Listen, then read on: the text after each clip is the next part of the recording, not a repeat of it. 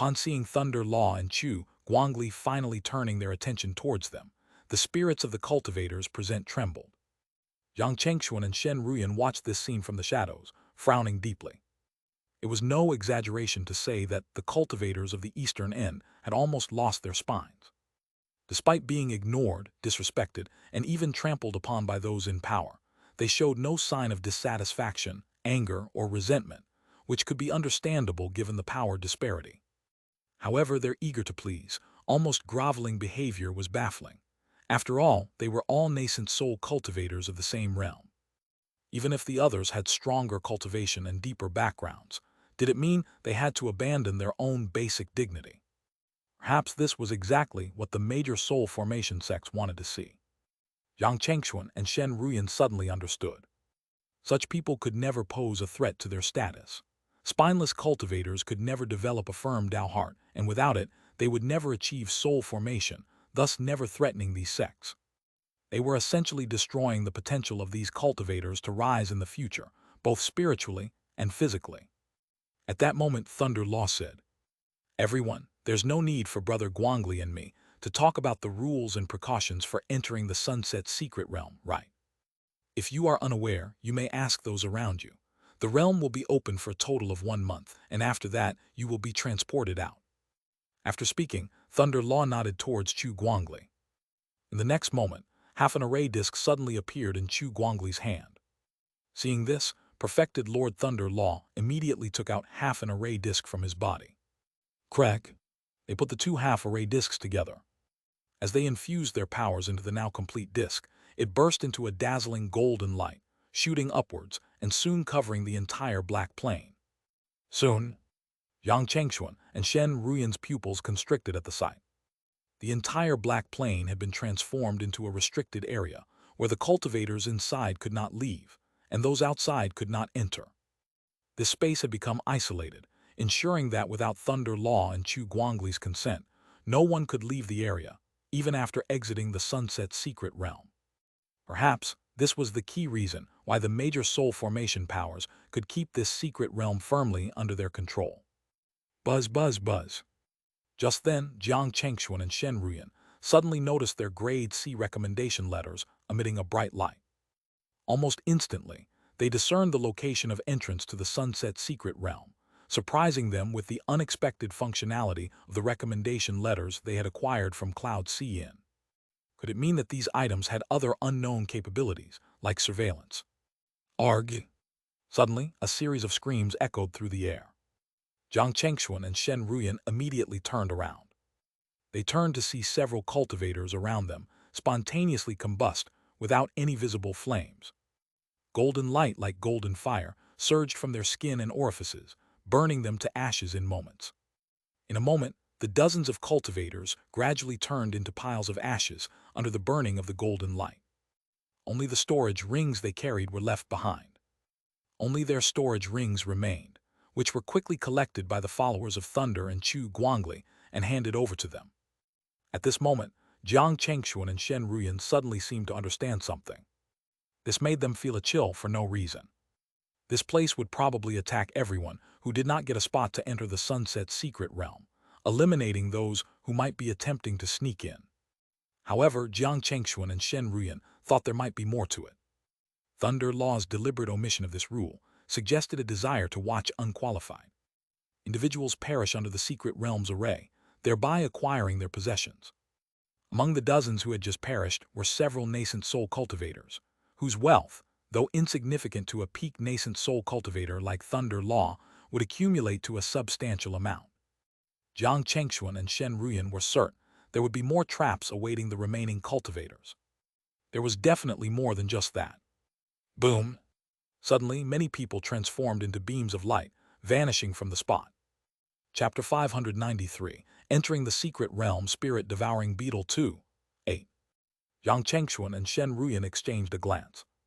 This time, they did not stay here any longer. As the recommendation letters on them burned, they suddenly felt a strong suction force on their bodies. They did not try to resist that power. Yang Chengxuan and Shen Ruyan felt their vision blur. In the next moment, when they looked again, they had already appeared in a huge valley. Swoosh!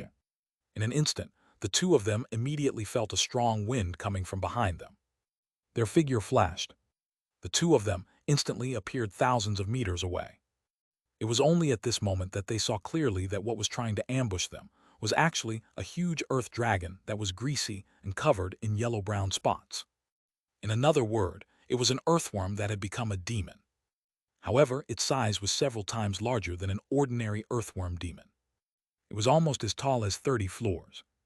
Craig, seeing that the huge earthworm was charging at them again, Shen Ruyan made a hand seal and conjured a thunder flame.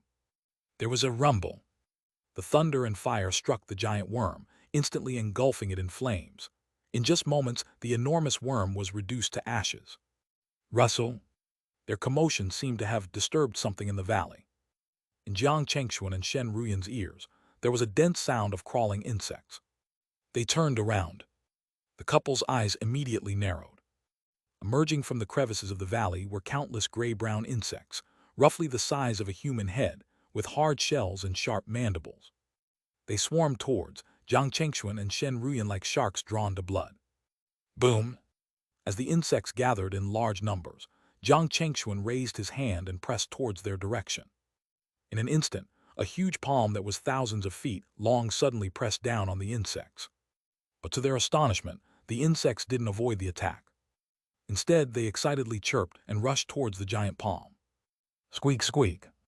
In just an instant, the palm that Jiang Chengxuan pressed down was covered with a dense army of insects. In the sky, a huge palm pattern formed by countless insects appeared. However, as time passed, the pattern was rapidly shrinking. They were actually crazily devouring Jiang Chengxuan's palm. It's a spirit-devouring beetle. Suddenly, Shen Ruyan seemed to have recognized the bugs. She couldn't help but exclaim in surprise. This puzzled Jiang Chengxuan. Obviously, he didn't know what the spirit-devouring beetle that Shen Ruyan was talking about was. Shen Ruyan said again, the spirit-devouring beetle is one of the bizarre insects of heaven and earth, ranked 23rd among the 36 types. They feed on anything with spiritual qi and have incredibly strong defenses. It's said that if there are a certain number of level 5 spirit-devouring beetles, even soul formation, heavenly, lords can be turned into their food if they don't have the corresponding methods to restrain them. This revelation made Jiang Chengxuan's eyes narrow. He hadn't expected these creatures to be so terrifying. When they reached a certain scale and number, even a soul formation heavenly lord would not be able to escape their clutches. If they were allowed to reproduce here. When their numbers reached a terrifying level, he really didn't know if he could get out of this sunset secret realm alive.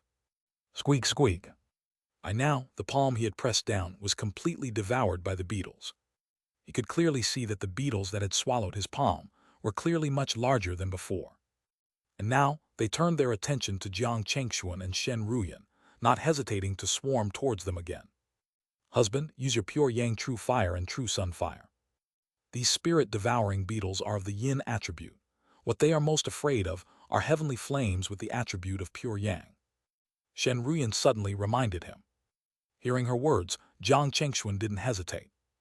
With a stretch of his palms, 2 balls of pure yang fire, white with hints of gold, were flung towards the swarming spirit-devouring beetles.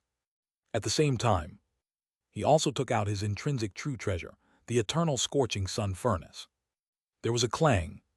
As the HD of the furnace opened, massive torrents of true fire poured out. Kai kai kai kai. In an instant, the spirit-devouring beetles rushing towards them were incinerated by Jiang Chengxuan's pure yang true fire and true sun fire. Moreover, these 2 flames seemed to possess their own consciousness. After completely burning the beetles at the forefront, they split into 2, then 4, then 8. In the blink of an eye, they divided into dozen balls of flames, surging towards the remaining beetles. Squeak, squeak.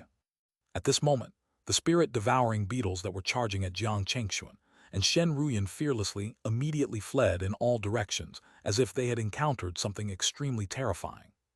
Seeing this, Jiang Chengxuan didn't intend to spare them. He continued to control the pure yang true fire and true pure fire, purging the spirit-devouring beetles. After a while, the ground was covered in ashes and powder. How about it, wife? Shall we go down and take a look? Looking at the scene before him, Jiang Chengxuan turned to Shen Ruyan and asked. Shen Ruyan pondered for a moment, then nodded. We can. If I remember correctly, near the dwelling of the spirit-devouring beetle king, there are often extremely rare spiritual treasures. Let's take this trip and see if we can find anything worthwhile. In the end, the spirit-devouring beetles that appeared turned out to be of low level. Ordinary nascent soul cultivators might need to be cautious, but for Jiang Chengxuan and Shen Ruyan at their current level, there wasn't much to worry about. The couple then headed into a vast underground cavern, following the direction where the spirit-devouring beetles had emerged. Inside the cavern, Jiang Chengxuan and Shen Ruyan felt a dense spiritual qi. Compared to the outside, the concentration of spiritual qi was at least 40% stronger. As they ventured deeper, the concentration continued to rise, indicating they were likely heading towards the dwelling of the spirit-devouring beetle king. Rustle. Just as the couple went deeper into the underground, the sound of crawling insects suddenly came from all directions. Looking up, they saw even larger spirit-devouring beetles, with sharper mandibles, tougher shells, and scythe-like limbs. Emitting fierce and brutal cries, they surged towards Jiang Chengxuan and Shen Ruyan. Boom! In an instant, pure yang true fire and pure sun fire erupted, filling the cavern with the sound of burning bodies. All the beetles shrieked in terror, trying to retreat. However, at that moment, an odd force seemed to act upon them, momentarily overcoming their fear and driving them, despite the risk of death, to keep charging through the flames towards Jiang Chengxuan and Shen Ruyan. It must be the spirit-devouring beetle king. At this moment, the couple had the same thought. Only the spirit-devouring beetle king could make these beetles, who were born to be afraid of the pure yang, temporarily overcome their fear and continue to attack them. Boom! At this moment, the surrounding pure yang and sun fires became increasingly fierce in power. Many of the spirit-devouring beetles turned to ashes before even approaching Jiang Chengxuan and Shen Ruyan. Even the few beetles that did get close were promptly slain by the couple. It was evident that the number of spirit-devouring beetles that perished before them far exceeded the number they had encountered outside earlier. However, Jiang Chengxuan and Shen Ruyan clearly did not intend to keep battling with them indefinitely. Shen Ruyan raised her hand to summon the falling thunder heavenly seal, rumble. Instantly, thunderbolts poured from the falling thunder heavenly seal. Along with Jiang Chengxuan's pure yang and true sun fires, within moments, there were no living spirit-devouring beetles within thousands of meters. The couple continued to advance against the incoming beetles. Finally, after some time had passed, their view suddenly opened up. They saw a gigantic spirit-devouring beetle king next to a massive stalactite. The beetle king was silver-white with compound eyes on its forehead, 7 or 8 pairs of limbs underneath, and a hard shell on its back resembling a diamond. It appeared before Jiang Chengxuan and Shen Ruyan. However, at this moment, their attention wasn't on the spirit-devouring beetle king, but on a large pool behind it, covered in a misty surface. That is, Millennium-Age Spirit Spring Marrow. Both of them gasped at the sight. This was one of the most precious spiritual treasures for cultivators. Not only could it cleanse impurities in one's dharmic power and boost cultivation levels, but most importantly, it could counteract the inner demons of soul formation calamity. Meaning, it was incredibly beneficial for their future ascension to soul formation. And there was so much of it. To put it bluntly, if news of this place were to leak, it would undoubtedly provoke a fierce battle among the soul formation powers of the Eastern End. Now, the only issue they had to deal with was the spirit-devouring beetle king before them. Squeak! Suddenly, as if sensing its fate, the spirit-devouring beetle king, much larger than its ordinary counterparts, suddenly prostrated itself before Jiang Chengxuan and Shen Ruyan, showing a submissive posture. This surprised both Jiang Chengxuan and Shen Ruyan. Based on their knowledge, the spirit-devouring beetle, like many creatures of heaven and earth, had its unique abilities and gifts. However, those with intelligence and understanding of submission were rare. At least in their understanding, the spirit-devouring beetle king before them didn't possess such traits. Yet here it was, displaying some aspects of a sentient being. Although not fully developed, it was evident that the beetle king was showing signs of emerging intelligence. Squeak! At this moment, a thought simultaneously entered the minds of Jiang Chengxuan and Shen Ruyan, making them look at each other with increased surprise.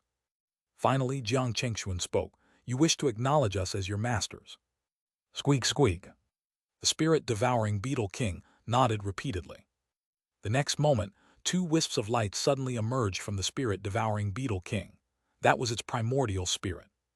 Yang Chengxuan and Shen Ruyan only needed to accept this wisp of primordial spirit and implant their own restrictions on it to truly become the masters of the spirit-devouring beetle king.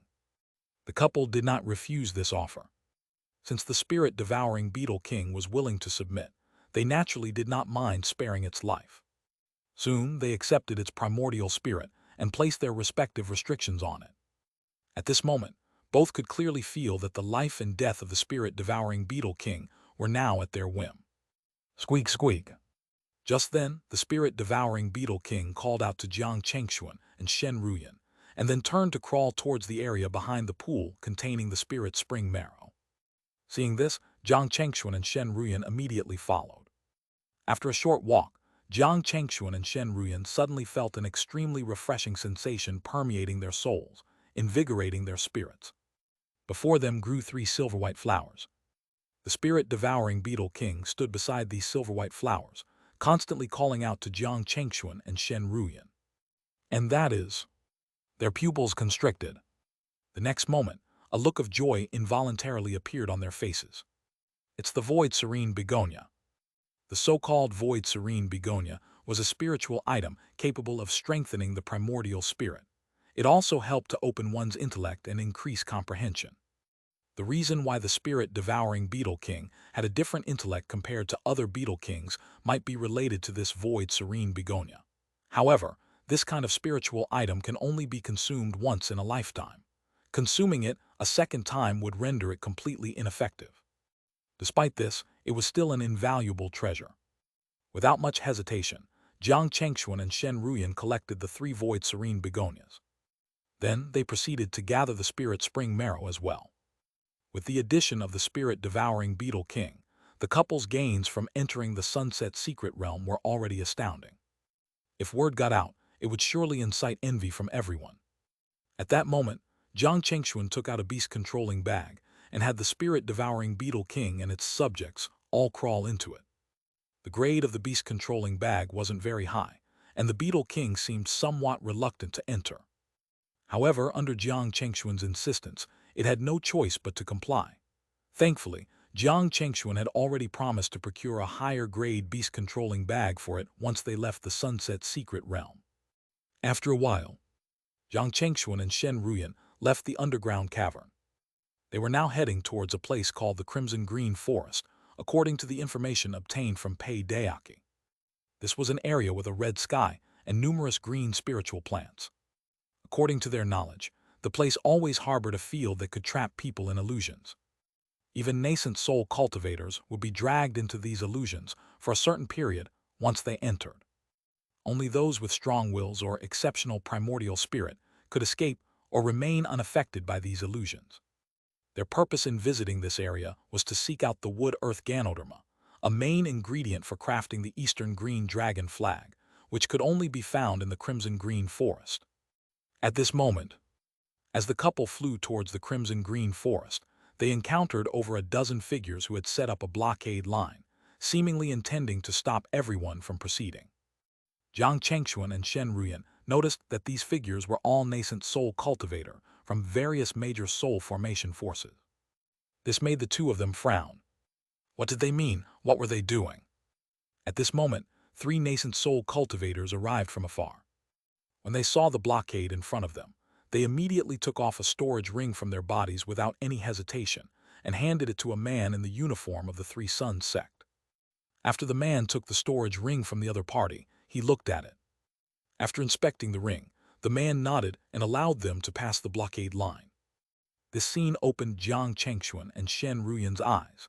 They had never imagined that these nascent soul cultivators from major soul formation forces were collecting tolls from passers-by. This was really despicable. However, they were puzzled about the standard of these tolls. Was it based on their gams in the secret realm or something else? If they didn't clarify this, they might end up being fleeced. Just then, 3 more cultivators approached. 2 men and a woman. They were all nascent soul cultivators. Just like the 3 people before them, they handed a storage ring to the cultivator from the 3 Sons sect and waited quietly for his reaction. Yang Chengxuan and Shen Ruyan thought that it would be the same as last time. The cultivator of the Three Sons sect would let them go after taking the other party's storage ring. Unexpectedly, the other party suddenly attacked. Together with the other three people beside him, they attacked one of the male passers. In an instant, the male cultivator's body exploded on the spot. Then his nascent soul did not last long and was quickly annihilated. When the other two saw this, their expressions immediately changed. Without another word, they immediately turned around and fled into the distance. This scene completely stunned Jiang Chengxuan and Shen Ruyan. Jiang Chengxuan and Shen Ruyan were completely baffled by the contrasting outcomes of the two groups. While the first three were allowed to pass, the latter three not only failed to cross, but also faced sudden attacks from those people. Swoosh swoosh. As two nascent soul cultivators fled, transforming into high-speed beams of light escaping in the opposite direction, they even employed forbidden secret techniques to increase their speed by a further threefold. This action caused the nascent soul cultivators from Three Sons sect, who were hot on their heels, to grow increasingly desperate and angry. The cultivator from the Three Sons sect turned his gaze to Jiang Chengxuan and Shen Ruyan and coldly commanded, "You too, immediately pursue those traitors from Rising Sun Hall, or else you will be considered accomplices and dealt with accordingly." Jiang Chengxuan was speechless, and so was Shen Ruyan. Speaking of which, what was Rising Sun Hall? And why were these people reacting so strongly? At this moment, Jiang Chengxuan and Shen Ruyan suddenly realized that Rising Sun Hall might be a force or organization in opposition to the Three Sons sect. Otherwise, there was no need for such a reaction. Instinctively, the couple exchanged glances and nonchalantly stepped aside, showing no intention of pursuing Rising Sun Hall cultivators, nor of leaving the scene. This angered the cultivator from the Three Sons sect, who was unaccustomed to being defied by any cultivator outside their own sect. In the cultivation world of the Eastern End, no cultivator other than the few soul formation forces dared to disobey the orders of the Three Sons sect. Immediately, 4 or 5 cultivators from the group flew out to confront Jiang Chengxuan and Shen Ruyan. The leader, a grim-looking man in Three Sons sect attire, brandished a red ring. As he activated it, it erupted with terrifying flames, launching an attack directly at Jiang Chengxuan and Shen Ruyan. "Dare to defy our orders, and you must also be remnants of Rising Sun Hall. Kill them." As soon as he finished speaking, the 3 to 4 nascent soul cultivators beside him also attacked. In an instant, barrages of sword light, saber light, and spear shadows enveloped Jiang Chengxuan and Shen Ruyan. Seeing this, a cold glint flashed in Jiang Chengxuan's eyes. They had done nothing wrong, yet they faced such an undeserved calamity, if they were to be killed for not assisting these people. Since that was the case, clang! Suddenly, a resounding sword cry echoed through the air. In the next moment, an extremely dazzling sword light burst forth. There was a series of cracking sounds. Before the attacks could arrive, they were all annihilated by Jiang Chengxuan's sword. The male cultivator's face changed drastically, but before he could react, an even more fearsome sword light loomed large in their pupils. How is that possible? The cultivators were shocked to their core. Instinctively, they all summoned their intrinsic true treasures, but it was futile. Under Jiang Chengxuan's golden void sword, their treasures were either deflected or shattered on the spot, with some even exploding into a ball of flame in midair. Arg! The first to be struck, a cultivator whose treasure was destroyed, was torn apart by Jiang Chengxuan's sword light, along with his nascent soul, vanishing into nothingness. The remaining cultivators, witnessing this, were filled with terror. They couldn't fathom who this formidable person was, and how such a figure had emerged in their Eastern End cultivation world. Boom! As the remaining cultivators, including the grim-faced man, pondered in shock, Jiang Chengxuan's golden void sword transformed into a streak of light. There was a series of rustling sounds. In an instant, the sword pierced through their bodies. Pub pub pub. In an instant, the bodies of the grim-faced men and their companions burst apart in midair. Their nascent souls were about to escape. Unexpectedly, at this moment, several wisps of ruby flame landed on them at the same time. There were several sizzling sounds. The nascent souls of the sinister-looking man and the others were burned to ashes on the spot. To their dying moment, they couldn't believe that the people they considered easily killable turned out to be so powerful.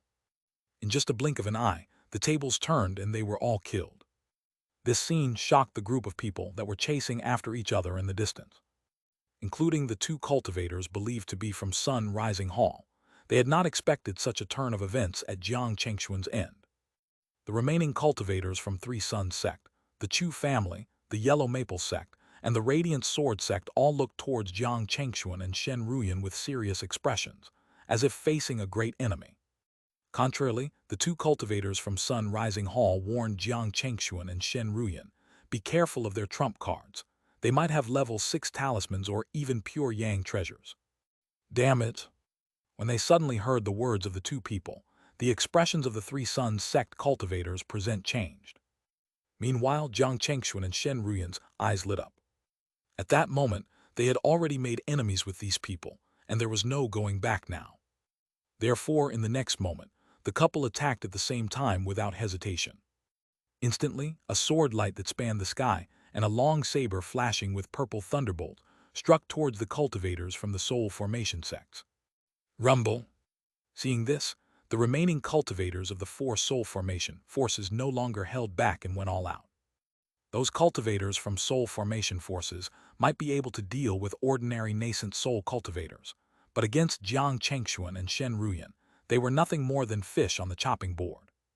In an instant, Jiang Chengxuan and Shen Ruyan's attacks shadowed their combined attacks. There were 2 puffs. In an instant, the bodies of 2 cultivators from the 4 Soul Formation forces were annihilated into nothingness by Jiang Chengxuan and Shen Ruyan's attacks. Soon after, 3 more had their foreheads pierced by their sword light.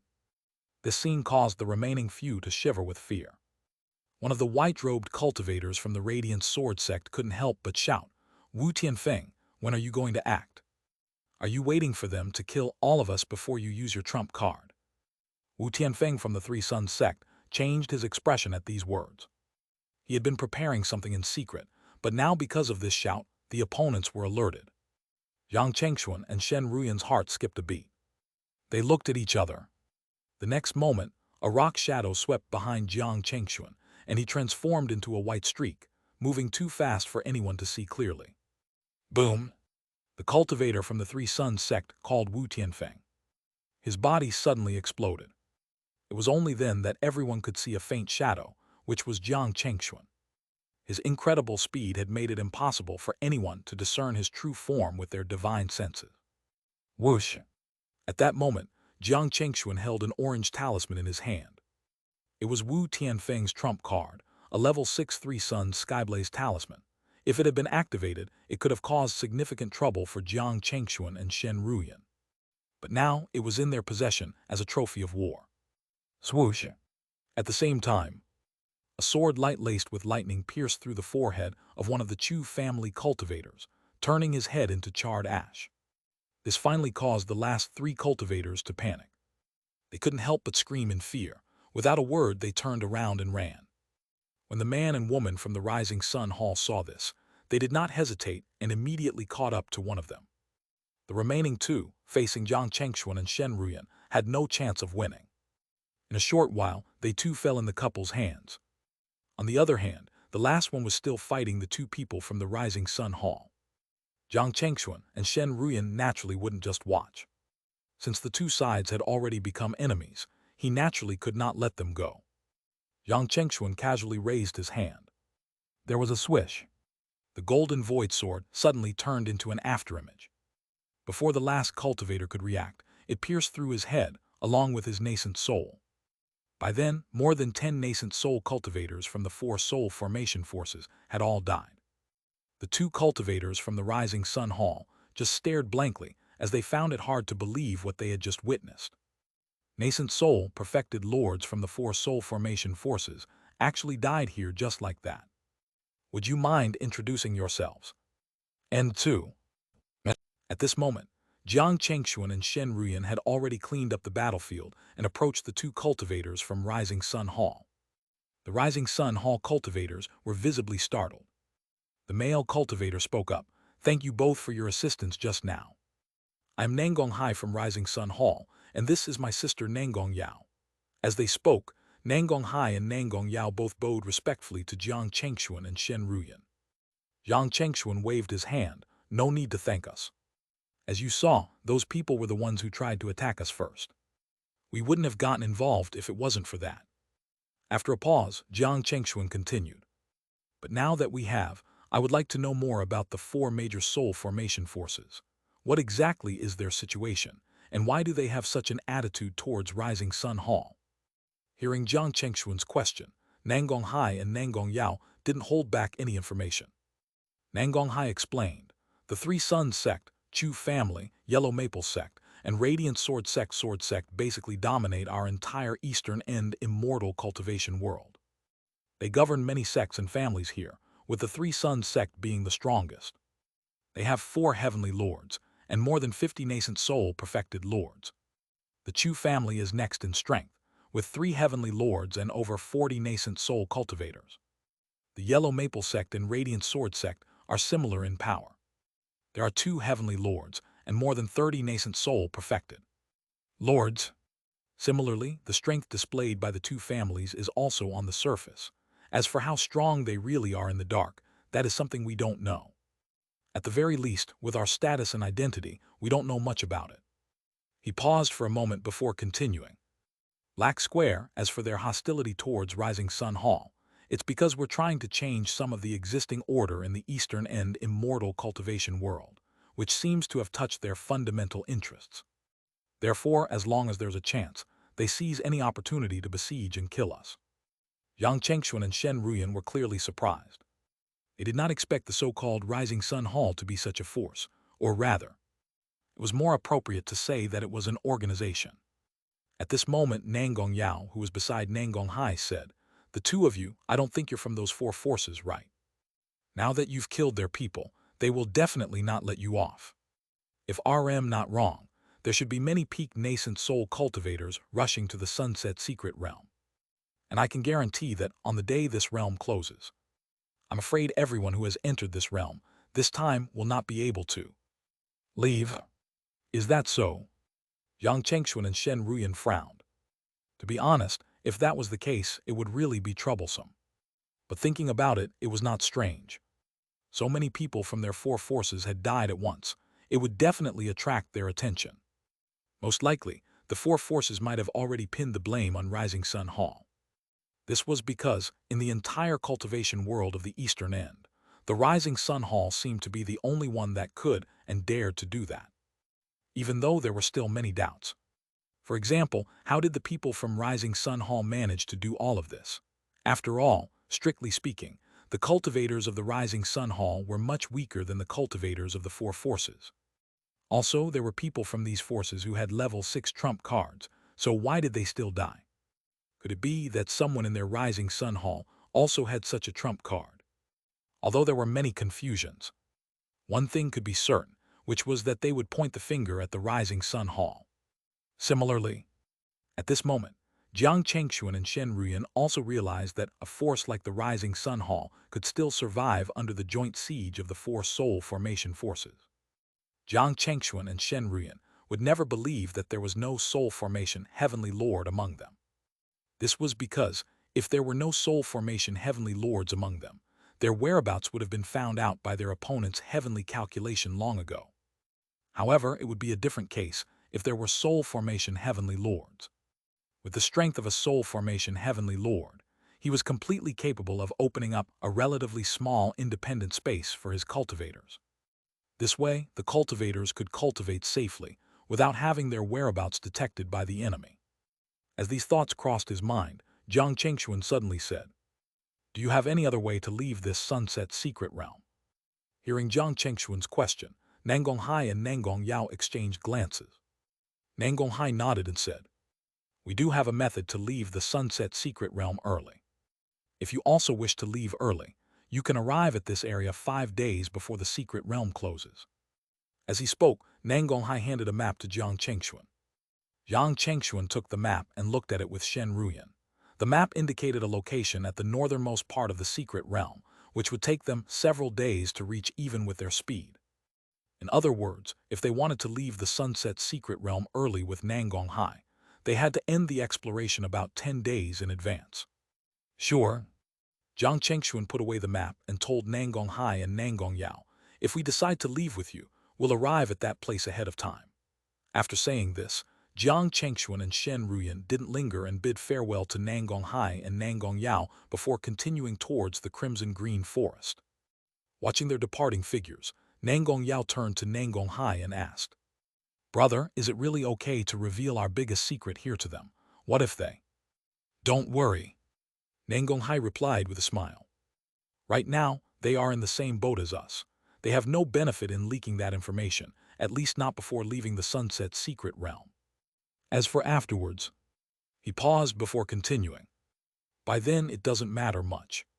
Even if no one leaks it, the four forces will likely become aware of it. Besides, we owe them a life-saving favor, so trusting them once should be okay. Remember, we're different from the people from the four major forces. We can't learn their way of doing things." "Yes, I understand, brother." Nangong Yao immediately nodded. At the same time, outside the Sunset Secret Realm, Thunder Law and Chu Guangli, having received information from their sect and family, were informed of the events inside the secret realm. This news immediately turned their expressions extremely cold. Thunder Law said, "Brother Chu, it seems that our inaction over the years has made those rats from Rising Sun Hall start to get out of hand."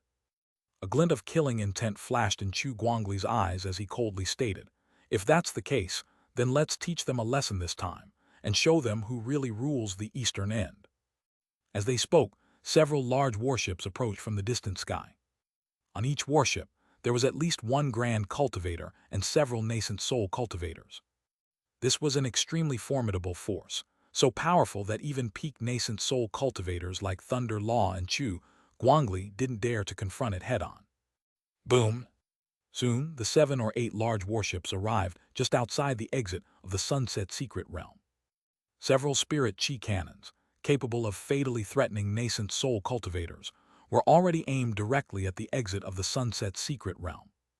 A terrifying aura sealed off an area of 800 miles, ensuring that no one could escape from the blockade they had set up as soon as the secret realm's exit opened. Jiang Chengxuan and Shen Ruyan, currently inside the Sunset Secret Realm, were unaware of these developments outside. Even if they knew, it wouldn't have mattered to them. At this time, they had already reached the crimson-green forest, which was just as they had heard. The sky above was a deep red, but the ground was covered with numerous dense, green spirit plants. Walking through the forest, Jiang Chengxuan and Shen Ruyan were meticulously searching for the wood-earth ganoderma they needed. However, after 3 continuous days of searching, they had almost covered the entire forest without any sign of the wood-earth ganoderma. This left them slightly puzzled. Could it be that the information Pei Daoki had given them was false? But then they remembered the contract they had both signed, where lying would carry unbearable consequences. If Pei Daoki's information was false, he would suffer greatly. So, there must be something that they had overlooked. Boom, boom, boom. Suddenly, Jiang Chengxuan and Shen Ruyan felt a series of loud roars from beneath their feet, causing the ground to shake violently. "Husband, look!" exclaimed Shen Ruyan in surprise, pointing ahead. Jiang Chengxuan followed her gaze and saw a group of rhinoceros-like burrowing beasts charging towards a specific spot underground. Not only that, but many other beasts and insects in the crimson-green forest were also converging on the same spot. What is going on? In an instant, Jiang Chengxuan and Shen Ruyan realized something and their expressions turned serious. Could it be that the wood-earth ganoderma was actually? With this thought, the couple didn't hesitate any longer. They transformed into 2 streaks of light and rushed into the ground where the beasts were heading. Many of the burrowing beasts didn't even have time to react before they were sent tumbling by the powerful gusts caused by Jiang Chengxuan and Shen Ruyan. A series of angry roars sounded from the burrowing beasts on the ground. However, Jiang Chengxuan and Shen Ruyan couldn't care less. Upon entering the underground area, they quickly sensed a fresh aroma of wood, invigorating their spirits.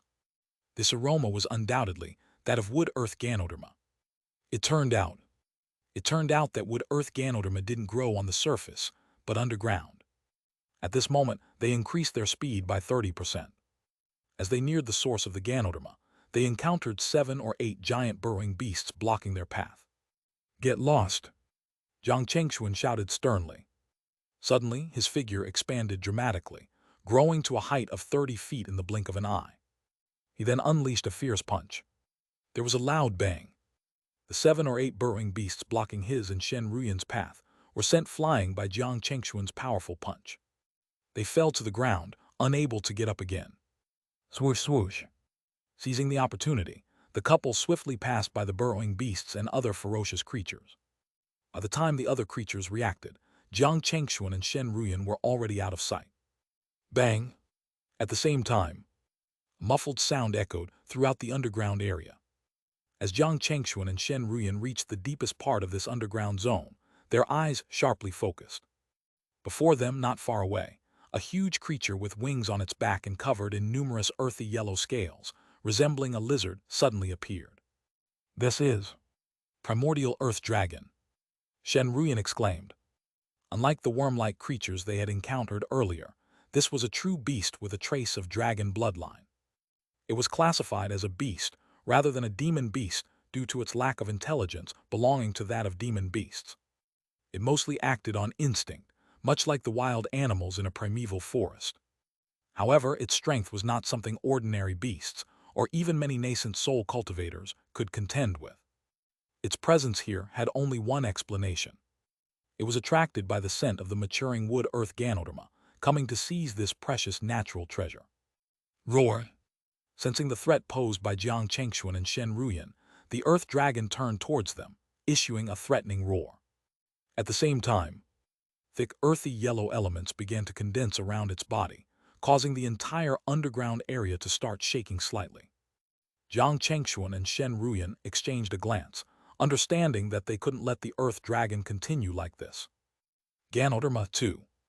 If things went wrong, it was very likely to injure the wood-earth Ganoderma. In the next moment, Jiang Chengxuan suddenly disappeared from his spot, reappearing instantly on the back of the earth dragon. Roar! Feeling an unexpected presence on its back, the earth dragon became furious. Its eyes turned bloodshot, and its massive body emitted an intense dark yellow glow. However, at that moment, a gigantic fist landed heavily on its head. Dong! In an instant, the dark yellow light on the earth dragon's body was immediately scattered, and its massive body couldn't withstand the tremendous force, causing it to kneel helplessly on the ground. Roar! Enraged, the earth dragon's scales stood erect like sharp blades, rotating to shred Jiang Chengxuan on its back into pieces. Clang, clang, clang. However, to the earth dragon's surprise, a 5-colored aureola suddenly appeared on Jiang Chengxuan. Its scales cut into the 5-colored aureola, immediately producing a series of metallic sounds. Not to mention injuring Jiang Chengxuan, even the light of the 5-colored aureola did not dim at all. Enough of this. Jiang Chengxuan raised his hand again and clenched his fist. Thud, thud, thud. As it hammered again and again, the light on the earth dragon's body was scattered again. Even the scales on its body began to crack, and dark red blood flowed out. Its huge body was kneeling on the ground, unable to get up. How about it, do you submit? Suddenly, Jiang Chengxuan grabbed the dragon's head and demanded submission with a cold voice. The terrifying strength left the dragon unable to struggle. Finally, after a short while, the fierceness in the dragon's eyes subsided, replaced by fear. It realized the human's power was far beyond its capability to contend. Thud! Another punch sent the dragon's head crashing into the ground. It was beaten until its entire head sank into the ground. Its vision turned black. Whimper! It finally let out a sad cry of mercy. It was only at this moment that a faint smile appeared on Jiang Chengxuan's face. He raised his hand and drew a profound hand seal in the air. Then, he said to the earth dragon, "Merge a wisp of your primordial spirit into this seal. Don't tell me you can't do that. If you can't, there's no need to keep you." Whimper! The earth dragon immediately nodded desperately, afraid that if it responded too late, it would be met with an extremely terrifying misfortune. Soon, a faint yellow phantom that looked like the earth dragon fused into the mysterious seal. Next, Jiang Chengxuan grabbed the seal and handed it to Shen Ruyan. "Wife, this earth dragon is not bad as a mount. Take it." Shen Ruyan did not reject her husband's kindness. She put it away with a smile. It was only at this moment that the earth dragon tried to raise its head. Seeing that Jiang Chengxuan had no intention of hammering it again, the earth dragon, seemingly eager to please, brought its enormous head close to him, clearly showing its submission. Jiang Chengxuan patted its head and said, From now on you are our mount. Stay aside for now." The earth dragon let out a long cry and moved its massive body, revealing a green plant that resembled a mushroom, previously hidden beneath it. It was the wood-earth Ganoderma that Jiang Chengxuan was searching for. The earth dragon, now positioned aside, let out another longing cry, its large eyes fixed on the wood-earth Ganoderma. Jiang Chengxuan and Shen Ruyan noticed its desire, but Jiang Chengxuan shook his head and said, "I'll call you Xiao Huang from now on. I need this wood-earth Ganoderma for important purposes, so I can't give it to you." Disappointed, the earth dragon hung its head. However, Jiang Chengxuan then said, "I do have something better suited for you." As he spoke, Jiang Chengxuan flipped his hand. An earth-yellow fruit appeared in his hand. It was a level 5 spirit fruit, yellow dragon earth fruit. It was what Jiang Chengxuan had plundered from the ruins herb garden. Whoosh! The moment Jiang Chengxuan took out the yellow dragon earth fruit, the earth dragon, which had its head drooping, suddenly raised it. At the same time, its eyes revealed an even stronger desire. "Hee, I knew you would like this more." Jiang Chengxuan did not tease this guy anymore. He casually threw the yellow dragon earth fruit to the earth dragon. The earth dragon immediately opened its mouth and swallowed the yellow dragon earth fruit. In an instant, the earth dragon's body lit up with yellow light again. Moreover, it could be seen with the naked eye that the injuries on its body began to quickly heal the moment it ate the yellow dragon earth fruit. Jiang Chengxuan then instructed sternly, "All right, I've already given it to you. Now go outside and chase out all the people who are about to enter. I don't want anyone to disturb me." The earth dragon immediately let out a long cry. In the next moment, it stood up and strode out. After a while, Jiang Chengxuan and Shen Ruyan heard roars and the cries of some ferocious beasts outside. "Hee, husband, have you thought about subduing that earth dragon from the beginning?" Shen Ruyan smiled at Jiang Chengxuan. Jiang Chengxuan smiled back and asked, "Wife, don't you think we can save a lot of trouble this way?" Shen Ruyan looked outside and nodded. "That's true. After all, from the looks of it, it will probably take a few days for this wood-earth Ganoderma to completely mature." After that, the couple was relatively free. There was the earth dragon outside to block the ferocious beasts from coming in. They only needed to sit here quietly and wait for the wood-earth Ganoderma to mature. Buzz. Finally, 2 days passed. The size of the wood-earth Ganoderma suddenly expanded. Accompanied by this, rings and roots resembling a tree appeared on its mushroom-like body. Seeing this, Jiang Chengxuan and Shen Ruyan couldn't help but look happy. Shen Ruyan said, "Husband, the wood-earth Ganoderma has completely matured." "Yeah." Jiang Chengxuan nodded. Without further delay, he walked forward, wrapped the wood-earth Ganoderma with his dharmic power, and placed it into the spatial array disk. "Let's go. We've already achieved our biggest goal in this sunset secret realm. No matter what we gain next, it's all secondary." Jiang Chengxuan smiled and said to Shen Ruyan.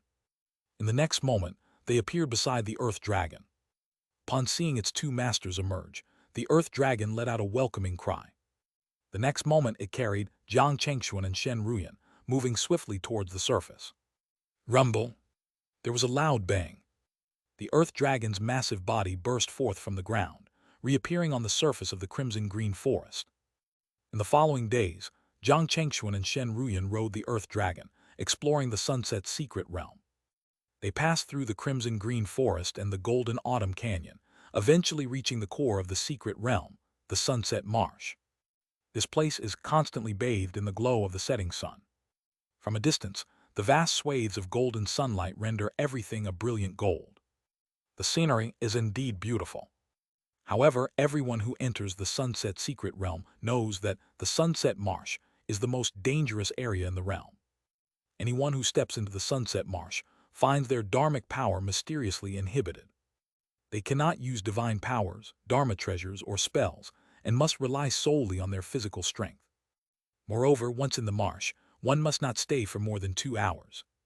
Exceeding this limit means being trapped in the marsh forever, with no exceptions. One may ask, why would anyone venture into such a perilous and strange place? The answer is simple: the rewards. Everyone who enters the sunset marsh can gain something, though the nature and value of these gains vary. Legend had it that someone had even obtained a fallen god fruit in the sunset marsh. This was a supreme treasure that could allow one to reach soul formation. As long as your cultivation reached the nascent soul, and you consumed the fallen god fruit, you could reach soul formation without needing to experience the human tribulation. Because this advancement happened in an instant. Even if someone wanted to stop you, it was impossible. The only downside was that, after using this item to advance to soul formation, you would forever be stuck at the early stage soul formation and would never have the chance to advance. However, in the entire 9 Essences cultivation world, how many nascent soul cultivators could successfully break through to soul formation? Not to mention anything else, just the late-stage nascent soul alone was a hurdle that many nascent soul cultivators would forever cross. However, as long as you consumed the fallen god fruit, no matter if you were at the early stage or mid-stage of nascent soul, you would instantly step into the late-stage nascent soul and reach soul formation. This was a temptation irresistible to almost all nascent soul cultivators. Even if your cultivation in the future would forever be stuck at the early stage soul formation. At this moment, Yang Chengxuan and Shen Ruyan saw that there were already many people searching in the Sunset Marsh. There was no lack of nascent soul cultivators among them. Buzz! Suddenly, a mid-stage golden core cultivator burst into a dazzling radiance, a phenomenon indicating the discovery of a treasure. Helasa! He laughed excitedly, holding a nascent condensation grass in his hand. That was the main ingredient to refine the nascent condensation pill. Such a treasure was definitely a huge gain for a golden core cultivator. However, obtaining the treasure was one thing. Whether he could successfully bring the treasure out safely was another. Almost instantly, about 20 golden core cultivators in the marsh, including a few false nascent soul cultivators and even some nascent soul cultivators, set their greedy sights on the mid-stage golden core cultivator. The sudden attention turned his triumph into dread. He realized that the nascent condensation grass in his hand was very likely to be snatched away lost. However, at this moment, a scream diverted everyone's attention. Everyone looked in the direction of the scream. There they saw a giant, brown metallic sheen pincer, resembling a scythe, lifting a false nascent soul cultivator into the air. Then there was a click. The huge pincer suddenly closed. In an instant, blood splattered. The false nascent soul cultivator's body was clamped into 2 on the spot. He did not even have the slightest chance to resist. Rustle! At the same time, the swamp beneath the bisected cultivator churned violently. As soon as the body parts fell, they were swallowed whole by mouth-like things beneath the marsh. Hiss! This horrifying scene made everyone gasp in shock. Terrifying, it was really too terrifying. One had to know that that was a false nascent soul cultivator just now. Even though everyone's dharmic power, divine powers and dharma treasures were restricted. However, a false nascent soul cultivator's body was so easily destroyed. Yet he was effortlessly cleaved in half and devoured. At this moment, everyone who was still in the Sunset Marsh was on high alert. Their bodies were tense. It was as if they would choose to retreat immediately should anything happen. This was especially true for those who had already found treasures within the marsh. They dared not continue risking their lives and quickly chose to leave the area. However, they hadn't anticipated that as soon as these cultivators who had found treasures in the marsh emerged, they were suddenly ambushed by many others on the shore. A variety of spells, divine powers, and dharma treasures were hurled at them, resulting in the death of many in this sudden attack. Yang Chengxuan and Shen Ruyan were mere spectators to this chaos. It wasn't an exaggeration to say that the Sunset Marsh was a battlefield of slaughter. Those seeking treasures in the marsh were essentially gambling with their lives. However, that was not all. When they emerged from the marsh with their treasures, they faced ambushes from other cultivators on the shore. Those who could withstand the attack survived with their treasures. Those who couldn't, naturally, had nothing more to say. "How about it, husband? Shall we go down now?" Shen Ruyan turned her head and asked Jiang Chengxuan. Jiang Chengxuan pondered for a moment and then nodded. "Yes, let's take Xiao Huang with us." After saying this, the couple did not hesitate and immediately rode their earth dragon, Xiao Huang, into the Sunset Marsh. Their actions naturally attracted the attention of many people present. Everyone couldn't help but look at Jiang Chengxuan and Shen Ruyan. Especially when they saw that Jiang Chengxuan and Shen Ruyan were about to enter the Sunset Marsh with a mount, they revealed a look of shock. However, soon, their look of shock turned into that of an enlightened one. That's right. Wouldn't bringing a mount into the Sunset Marsh allow them to have an extra helper? Perhaps they could even use their mount to find treasures. Why didn't they think of this before? At this moment, many people who had yet to enter the Sunset Marsh could not help but have the thought of taming a mount. At this moment, Jiang Chengxuan and Shen Ruyan, riding on the Earth Dragon, entered the Sunset Marsh. As soon as they entered, they clearly felt a mysterious rule imposed upon them. The dharmic power within their bodies was locked, rendering them unable to use their divine powers. At the same time, they understood something. Everyone could only enter this place once. Moreover, they could not stay for more than 2 hours. Otherwise, terrible consequences would ensue. For Jiang Chengxuan and Shen Ruyan, although they could not unleash their full strength, they could still retain half of it. After all, in this place, Jiang Chengxuan's physical strength and all kinds of talents would not be restricted. Similarly, Shen Ruyan's talent and the true lightning divine seal were not restricted. In critical moments, she could completely transform her body into lightning, making it impossible for physical attacks to harm her. As for the Earth Dragon, there was no need to mention it. As a ferocious beast, its physical body was one of its strongest means. With this alone, it could overpower many relatively ordinary nascent soul cultivators. Pub pub. Splashes of mud-like swamp were flung everywhere by the Earth Dragon as it tread through the area, seemingly unaffected by the environment. Shortly after, it suddenly lowered its head and plunged into the swamp. With a splash, it emerged with a spirit stone emitting a rich aura of spiritual qi. Jiang Chengxuan and Shen Ruyan, sitting on its back, were momentarily stunned by the sight of the spirit stone brought up by the Earth Dragon. The cultivators on the shore and within the marsh watched in awe, their faces immediately showing intense greed. A supreme-grade spirit stone. It's actually a supreme-grade spirit stone. No one expected that Jiang Chengxuan and Shen Ruyan would find such a treasure so soon after entering the Sunset Marsh, and it was their mount that had found it for them. At that moment, Jiang Chengxuan and Shen Ruyan could clearly feel the malicious and greedy gazes directed at them from all around. However, they didn't pay much attention to these gazes and continued forward. According to the rules of the Sunset Marsh, the deeper one went, the better the treasures one could find. Similarly, the deeper one went, the greater the dangers they might encounter. Boom! Finally, about an hour into their exploration, a huge grayish-white tentacle, covered in numerous black suction cups and bristling with barbs, suddenly swept toward Jiang Chengxuan and Shen Ruyan. Roar! In response to this situation, the Earth Dragon let out an angry roar. The next moment, its huge claw reached out and firmly grasped the tentacle. As soon as the Earth Dragon's claw grabbed the tentacle, the suction cups and barbs on the tentacle wildly surged towards the Earth Dragon's claw. However, to the tentacle owner's surprise, its suction cups and barbs couldn't penetrate the skin under the Earth Dragon's claw, only sparking a series of sparks. At this moment, the Earth Dragon exerted its strength, and with a ripping sound, it tore off the tentacle that was wrapped around its claw. Roar! This action caused a painful howl to emerge from beneath the swamp, as if the tentacle's owner was thoroughly enraged. There was a series of pops. In an instant, nearly 100 more tentacles burst out from under the swamp and swept towards the Earth Dragon and its riders, Jiang Chengxuan and Shen Ruyan. Many people held their breath at this scene, because they could sense the power of these tentacles reaching the mid-stage of level 5. Without the ability to use dharmic power, even a grand cultivator would be in considerable danger. Thump, thump, thump. In just a moment, the Earth Dragon's massive body was completely enveloped by the tentacles. Seeing this, everyone could not help but have a thought. Jiang Chengxuan and Shen Ruyan were doomed. However, not far from the shore, Nangong Hai and Nangong Yao, who had just arrived and were in disguise, saw the scene in the Sunset Marsh and their expressions changed slightly.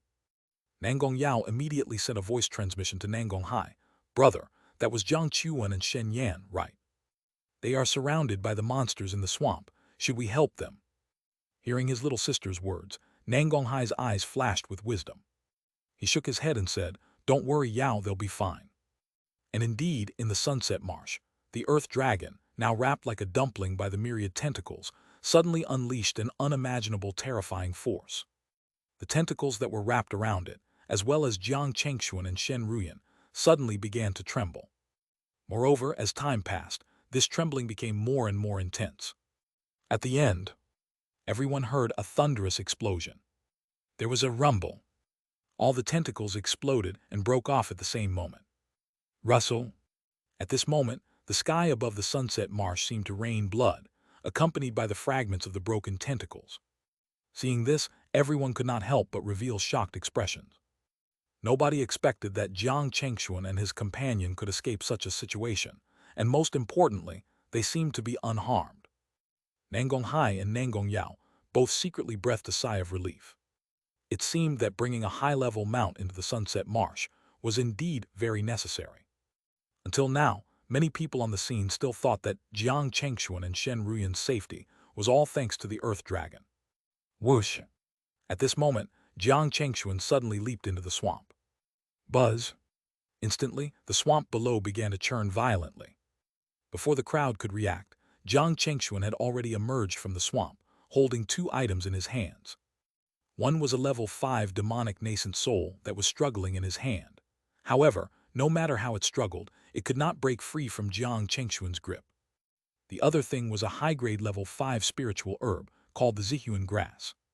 It was a spiritual herb that could be directly consumed by cultivators. Its effect was to help cultivators quickly recover from their injuries.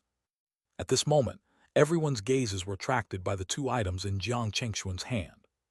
This was because both the level 5 demonic nascent soul and the high-grade level 5 grass were rare treasures.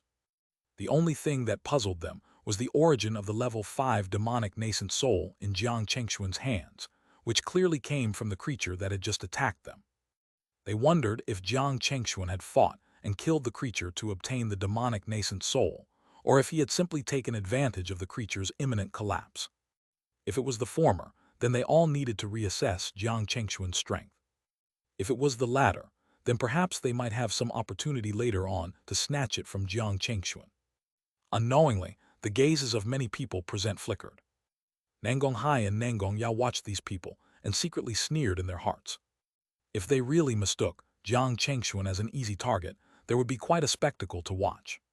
On this side, after obtaining the level 5 demonic nascent soul and the high-grade Zihuan grass, Jiang Chengxuan casually stored them away.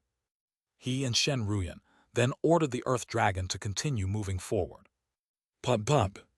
About half an hour later, Shen Ruyan suddenly instructed the Earth Dragon to stop. At that moment, a huge black tail suddenly whipped out from the swamp and struck directly at Jiang Chengxuan and his group. The Earth Dragon had not expected this sudden danger and realized that if Shen Ruyan's warning had been even a fraction slower, they would have collided head-on with the attacking tail. Angered by this, the Earth Dragon roared and swung its tail in response. Crack! A terrifying sonic boom resounded through the air as the two giant tails collided. In an instant, a circular shockwave rapidly spread in all directions from the point of impact, causing towering waves to surge in the swamp below. Boom, boom, boom. It was only then that the people on the shore could clearly see what Jiang Chengxuan and his group were facing, a massive, pitch-black crocodile. The two colossal creatures engaged in a deadly battle, with blood and flesh flying everywhere. Taking advantage of the chaos, Jiang Chengxuan and Shen Ruyan swiftly dived into the swamp. After a short while, when they re-emerged, each of them held something in their hands. Jiang Chengxuan had a circular jade pendant, while Shen Ruyan held a fist-sized purple stone. They exchanged glances, both seeing a hint of surprise and delight in each other's eyes. This was because the two things they had obtained were both level 6 treasures. The jade pendant, known as the Mystic Heart Jade, could ward off all illusions and attacks of illusionary nature up to the early and middle stages of level 6. The purple stone was a level 6 purple lightning crystal, capable of transforming a level 5 true treasure into a pure yang true treasure. It was not exaggerating to say that the value of these two items was enough to attract the attention of soul formation heavenly lords. Fortunately, when they obtained these treasures, they didn't reveal them. As a result, no one was sure what treasures Jiang Chengxuan and Shen Ruyan had obtained.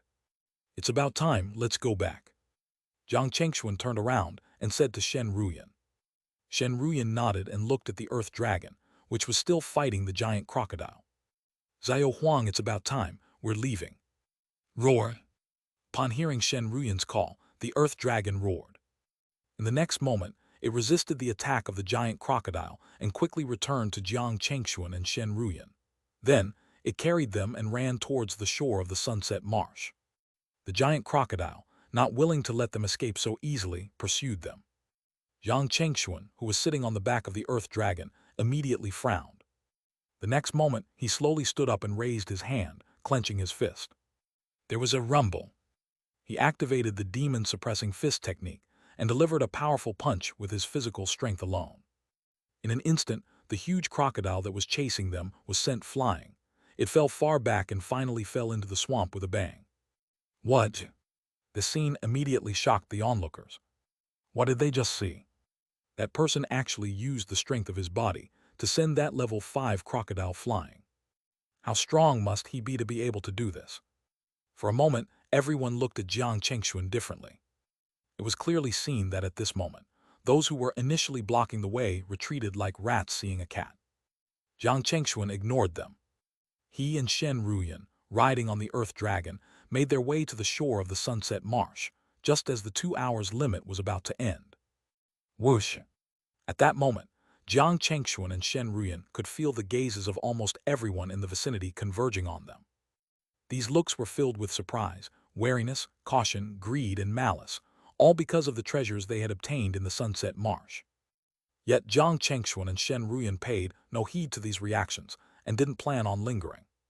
They were about to leave on the Earth Dragon when several grand cultivators from Soul Formation sects suddenly blocked their way. The leader among them was Yuan Tianhao, an 8th-level nascent soul cultivator from the Three Suns sect. He looked at Jiang Chengxuan and Shen Ruyan and said calmly, "I saw that you seem to have obtained a lot of things in the Sunset Marsh just now. Take them out and let us take a good look to see if there's anything we need." These words immediately made everyone look at Jiang Chengxuan and Shen Ruyan with pity. No matter how many treasures you obtained in the Sunset Marsh, as long as you are targeted by Yuan Tianhao and the others who are from Soul Formation sects, you won't be able to keep it. Some people even gloated, thinking to themselves now, let me see what you can do about it. Jiang Chengxuan and Shen Ruyan didn't expect Yuan Tianhao to be so arrogant. He was not even planning to pretend anymore. However, the couple weren't particularly angry.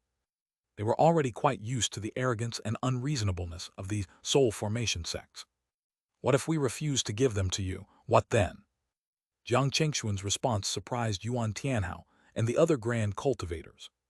They had never encountered anyone who dared to defy them, and their expressions turned cold as they realized Jiang Chengxuan was serious.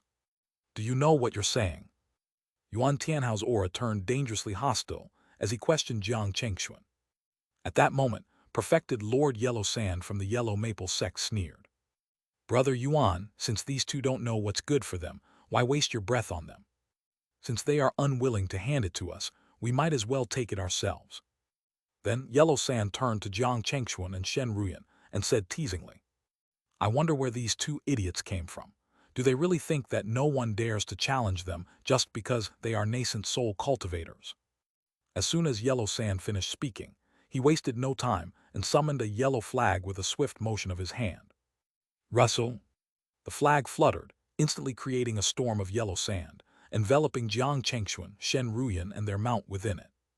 Observers nearby instantly recognized the weapon as perfected Lord Yellow Sand's renowned intrinsic true treasure, the absolute sandstorm flag. Once ensnared by the flag's sandstorm, escape is nearly impossible as it slowly erodes the will and depletes the dharmic power of its victims. The sand itself is not ordinary, but is imbued with the ability to cut through flesh and soul. The sand itself is not ordinary. It is samadhi sand that is imbued with the ability to cut through flesh and soul. Watch, it won't be long before everything they have becomes ours, Yellow Sand said smugly. However, his smile was short-lived. Suddenly, a tearing sound came from the yellow flag, and a long crack appeared on it. How is that possible? Shock appeared on perfected Lord Yellow Sand's face. Kai kai kai. At this moment, an ear-piercing tearing sound sounded again. However, this time, the sounds were even more concentrated. Cracks could be seen with the naked eye on the yellow flag like a spider web. In the blink of an eye, the entire yellow flag was like a porcelain that was about to shatter.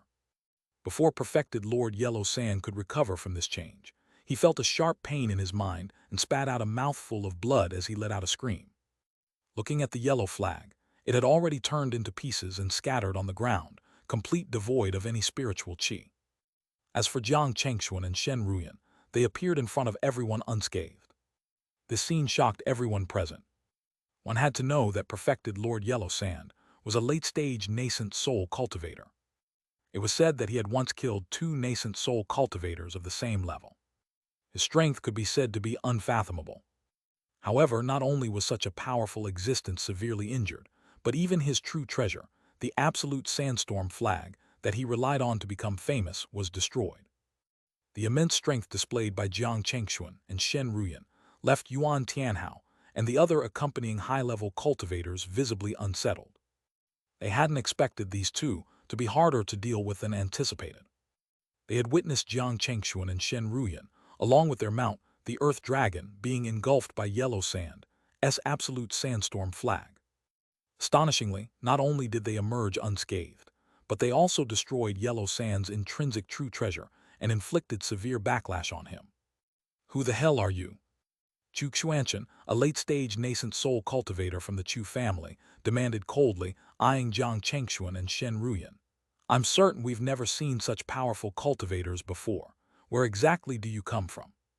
His question sparked a realization among the crowd. Indeed, every grand nascent soul cultivator was definitely an outstanding figure in a certain faction. It was unlikely for them to remain unknown, especially in the cultivation world of the Eastern End, where the 4 soul formation forces reigned supreme.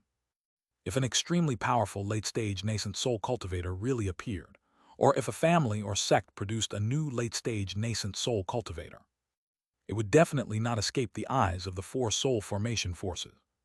But now, in this sunset secret realm, they encountered 2 unfamiliar late-stage nascent soul cultivators. Moreover, their strength was surprisingly formidable. There could only be one explanation. That way, these 2 people were not native cultivators of the Eastern End. Nangong Hai and Nangong Yao, who had changed their appearances and were observing from a distance, exchanged knowing glances. In fact, they had the same speculation earlier. However, the cultivators of the Rising Sun Hall weren't as informed as the cultivators of the 4 soul formation forces. Therefore, although they already had a speculation, they couldn't be completely sure. Now that they heard what Chu Xuanchen said, they were basically certain that Jiang Chengxuan and Shen Ruyan were indeed cultivators from other regions. Jiang Chengxuan and Shen Ruyan didn't seem to care much about all of this. They knew that even if others were aware they weren't local cultivators, it wouldn't matter much. With their ability, it was impossible for them to know their true identities. It was even impossible to determine which region they were from. Northern border, western desert, southern wilderness, or central plain. They had no way to judge at all. So, at this moment, Jiang Chengxuan and Shen Ruyan had no intention of answering his question. Jiang Chengxuan slowly spat out 2 words. "Get lost." Hearing this, the expressions of Chu Xuanchen, Yuan Tianhao, and the others changed. They had never been looked down on and insulted like this in the cultivation world of the Eastern End. Arrogant, he was too arrogant.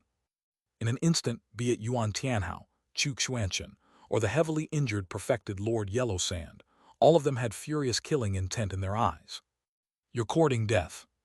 At that moment, as if they had discussed it in advance, Yuan Tianhao, Chu Xuanchen, and the others took out their true treasures and charged at Jiang Chengxuan and Shen Ruyan. Boom! The sky erupted with dazzling displays. A giant seal radiating infinite light, a tower shimmering with luminous glassy radiance, a long saber swirling with sand, and a flying sword wrapped in crimson flames. The formidable assault caused the heavens and the earth to tremble. Nearby cultivators hastily retreated, fearing they might get injured accidentally. Nangong Hai and Nangong Yao, hiding in the shadows, felt their hearts pounding at the sheer magnitude of the force unleashed. 4 late-stage nascent soul cultivators, including Yuan Tianhao, an 8th-level nascent soul cultivator, were attacking in unison. Even a peak nascent soul cultivator would not dare to underestimate such an attack. At this thought, Nangong Hai and Nangong Yao subconsciously looked at Jiang Chengxuan and Shen Ruyan. This glance left them stunned. At this moment, Jiang Chengxuan and Shen Ruyan did not use their true treasures to counter this combined attack. Yang Chengxuan casually flicked his finger. Ding, ding, ding. He effortlessly neutralized the formidable onslaught with a casual flick of his finger. In the next moment, Jiang Chengxuan's figure blurred. A sonic boom suddenly sounded in the void, where perfected Lord Yellow Sand was standing. Before anyone could react, they heard a bang. Affected Lord Yellow Sand's entire body exploded into a bloody mist. Even his nascent soul was not spared. Boom! At the same time, Yang Chengxuan's figure disappeared again. As a faint afterimage flashed past, the radiant sword sect cultivator, who was spreading his divine sense and observing the changes in the surroundings, suddenly felt a pain in his chest. He looked down. A fist was slowly retracting from his chest. You? He had just spat out a word when he could no longer control himself. With a bang, he was shattered into nothingness by the violent power. Whoosh! Just then another afterimage flashed past. Yuan Tianhao and Chu Xuanchen felt an immense shadow looming over them, causing the hairs on their bodies to stand on end. If you dare to kill us, our ancestors will never let you go. Chu Xuanchen roared in anger. However, what answered him was an extremely terrifying and violent force. He felt that all the defenses he had set up were instantly torn to pieces by the violent power. The impact sent him flying, and before he could react further, he exploded into a cloud of blood mist in midair. How ridiculous! Even if I don't kill you, your ancestors won't spare us. It was only at this moment that Jiang Chengxuan's voice sounded. Yuan Tianhao was no longer as calm and collected as before. In a state of utter panic, he transformed into a swift beam of light, desperately trying to escape. He burned his nascent soul's essence in a frantic attempt to flee from this terrifying guy. However, his speed was no match for Jiang Chengxuan, who possessed the speed of a rock. Suddenly, a white streak flashed in the sky. Jiang Chengxuan, having just slain 3 grand cultivators, appeared in front of the fleeing Yuan Tianhao. How is this possible? Yuan Tianhao screamed internally. He could not believe that there was someone in the world who could be so fast. He doubted even a soul formation, heavenly lord, could match Jiang Chengxuan in speed. You? Like the cultivator from the Radiant Sword sect. Yuan Tianhao had just uttered a word when he felt an earth-shattering force suddenly engulf him. Then there was a downpour of spiritual qi where he fell.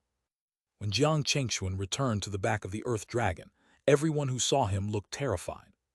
What did they just witness? 4 grand cultivators from soul formation forces actually died in the hands of the man in front of them so effortlessly. His strength was unfathomable. Was he at the peak of nascent soul? But even then, it seemed impossible to kill 4 late-stage nascent soul cultivators in such a short span. His power must be bordering on the next realm. The possibility sent chills down the spines of everyone present. Such a person appearing in the Sunset Secret Realm. Wait, there was a problem. Logically, someone on the verge of the next realm shouldn't have been able to enter the Sunset Secret Realm. It was a rule of the Secret Realm itself, which was impossible to go wrong. For example, cultivators like Thunder Law and Chu Guangli, who were peak nascent soul cultivators and were on the cusp of reaching soul formation, were currently outside the secret realm, unable to enter. Yet Jiang Chengxuan was present within the realm, indicating that his cultivation hadn't yet reached that level.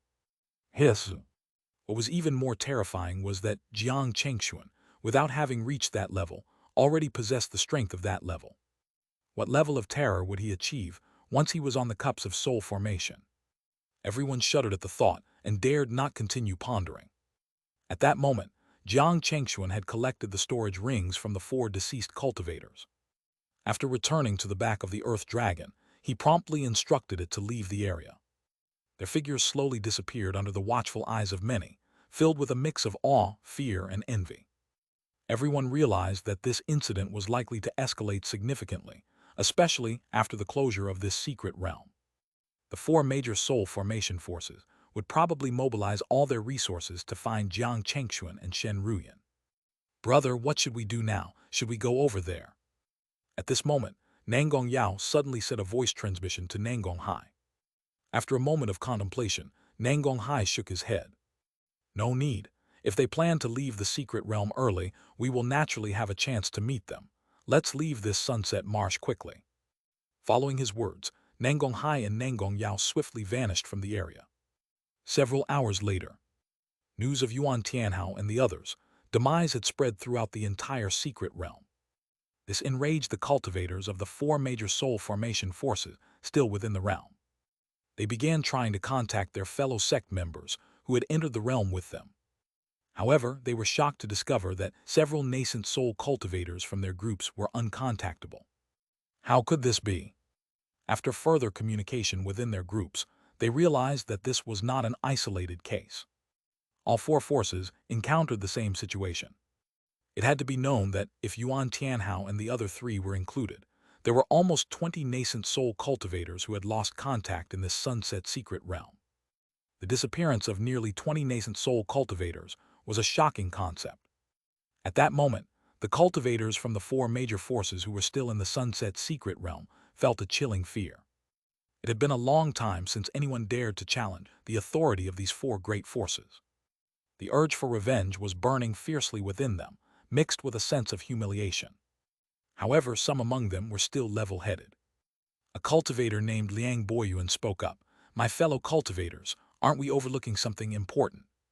Before anyone else could respond, Liang Boyuan continued, "If those nearly 20 senior brothers and sisters were all killed by those two people, then considering our current manpower and strength in this sunset secret realm, wouldn't seeking them out be akin to seeking death?" His words abruptly silenced those who were previously clamoring to find Jiang Chengxuan and Shen Ruyan. They were not fools and were well aware of the disparity in strength between the two sides. If they couldn't find Jiang Chengxuan and Shen Ruyan, that was one thing. But if they did fortunately find them, it would indeed be no different from seeking death, as Liang Boyuan had pointed out. "So are we just supposed to let this go?" asked someone, clearly still reluctant to drop the matter. Liang Boyuan shook his head and replied, "Of course not. However, our current priority is not to seek them out but to preserve ourselves. Once we leave here, there will be others to deal with them and avenge our fallen senior brothers and sisters." On the other side, Jiang Chengxuan and Shen Ruyan were heading towards the location they had agreed upon with Nangong Hai. There were still about 6 or 7 days left before the closure of the Sunset Secret Realm. Their decision to go there was not out of concern for being unable to leave the secret realm or for a smooth escape after its closure, but rather, they were curious to see what capabilities and methods the Sun Rising Hall, where Nangong Hai belonged, possessed that could allow them to leave the Sunset Secret Realm ahead of time. At the same time, they were also rather curious about such a force that existed in the cultivation world of the Eastern End. They wanted to roughly understand what this Rising Sun Hall was about. Not long after, they reached their destination, and after waiting for about a day, they noticed several auras approaching their location through the void. Leading the group were Nangong Hai and his sister, whom they had met earlier, along with 3 other nascent soul cultivators and some golden core cultivators. This indicated that the Rising Sun Hall had a considerable number of members in this Sunset Secret Realm expedition. At least compared to other small sects and families, the manpower of the Rising Sun Hall was quite good. "Seniors." At this moment, Nangong Hai and his sister saw Jiang Chengxuan and Shen Ruyan and greeted. They were visibly in awe, especially after witnessing Jiang Chengxuan's remarkable feat of effortlessly slaying 4 late-stage nascent soul cultivators. The siblings, along with the other Rising Sun Hall cultivators, no longer dared to interact with Jiang Chengxuan and Shen Ruyan as peers. On the other hand, Jiang Chengxuan and Shen Ruyan didn't care about this. Jiang Chengxuan said, "Fellow Taoist Nangong, it's almost time. When should we leave?" Hearing Jiang Chengxuan's words, Nangong Hai immediately replied, "We can leave now, Senior Jiang. I wonder if you have anything else to do here. If not, we can leave right away." "All right, let's leave then." Jiang Chengxuan nodded. Hearing this, Nangong Hai did not say anything else. He raised his hand and took out several array flags. Then he took out an array disc from his body. As he injected his dharmic powers into the array disc, a strange fluctuation suddenly spread out from the surface of the disc. Everyone present, including Jiang Chengxuan, could clearly see that circles of ripples in the void began to spread rapidly. With a buzz, a portal to the outside world appeared in front of everyone. "Seniors, this is the exit to the outside world." Nangong Hai turned to Jiang Chengxuan and Shen Ruyan and informed them. Then he and Nangong Yao were the first to step into the portal. Seeing this, The others who followed them didn't hesitate and also entered the portal one after another. Let's go too. Seeing this, Jiang Chengxuan and Shen Ruyan naturally did not hesitate anymore. They immediately stepped into the portal. Buzz! A feeling of spatial distortion surged over them. Fortunately, this sensation didn't last long. When Jiang Chengxuan and Shen Ruyan looked again, they found that they had indeed left the Sunset Secret Realm. Moreover, the place where they appeared was not on the Black Plain, but above a vast ocean. Looking around, they saw Nangong Hai and others who had left the Sunset Secret Realm before them were also here. At that moment, Nangong Yao spoke. This is the Guangyuan Sea, a very distant location from the Black Plain we were at earlier. To seniors, if you plan to leave the eastern end, remember, never take the super-large cross-region teleportation arrays. That's right. Nangong Hai nodded in agreement. If you really plan to leave the eastern end, even crossing the Silent Forest, the Demon Sea, or the Desert of Death would be better than taking those super-large cross-region teleportation arrays. I can almost guarantee that around those arrays, there will undoubtedly be people from the four major forces. There's even a high possibility that a soul formation Heavenly Lord might be ambushing there. The warnings from Nangong Hai and Nangong Yao were very earnest. Yang Chengxuan and Shen Ruyan couldn't help but smile slightly. Shen Ruyan nodded to them. Thank you for your kind reminder. Rest assured, we won't be so unwise as to rashly go to those super-large cross-region teleportation arrays at this time. Nangong Hai nodded. After a moment of hesitation, he continued speaking to Jiang Chengxuan and Shen Ruyan. Of course, if the two seniors have no immediate destination, you can also come with us to our Rising Sun Hall. This was something he had wanted to say earlier. However, at this time, Jiang Chengxuan and Shen Ruyan had no intention of going to the Rising Sun Hall. Jiang Chengxuan smiled. Taoist Nangong, my wife and I appreciate your invitation.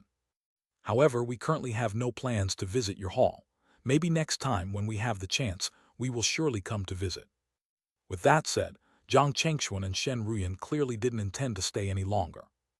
After bidding farewell to Nangong Hai and his sister, they flew towards a distant coast. Seeing this, a man named Perfected Lord King Feng, who was beside the Nangong siblings, said, Brother Nangong, were you trying to invite those two seniors who just left to join our Rising Sun Hall?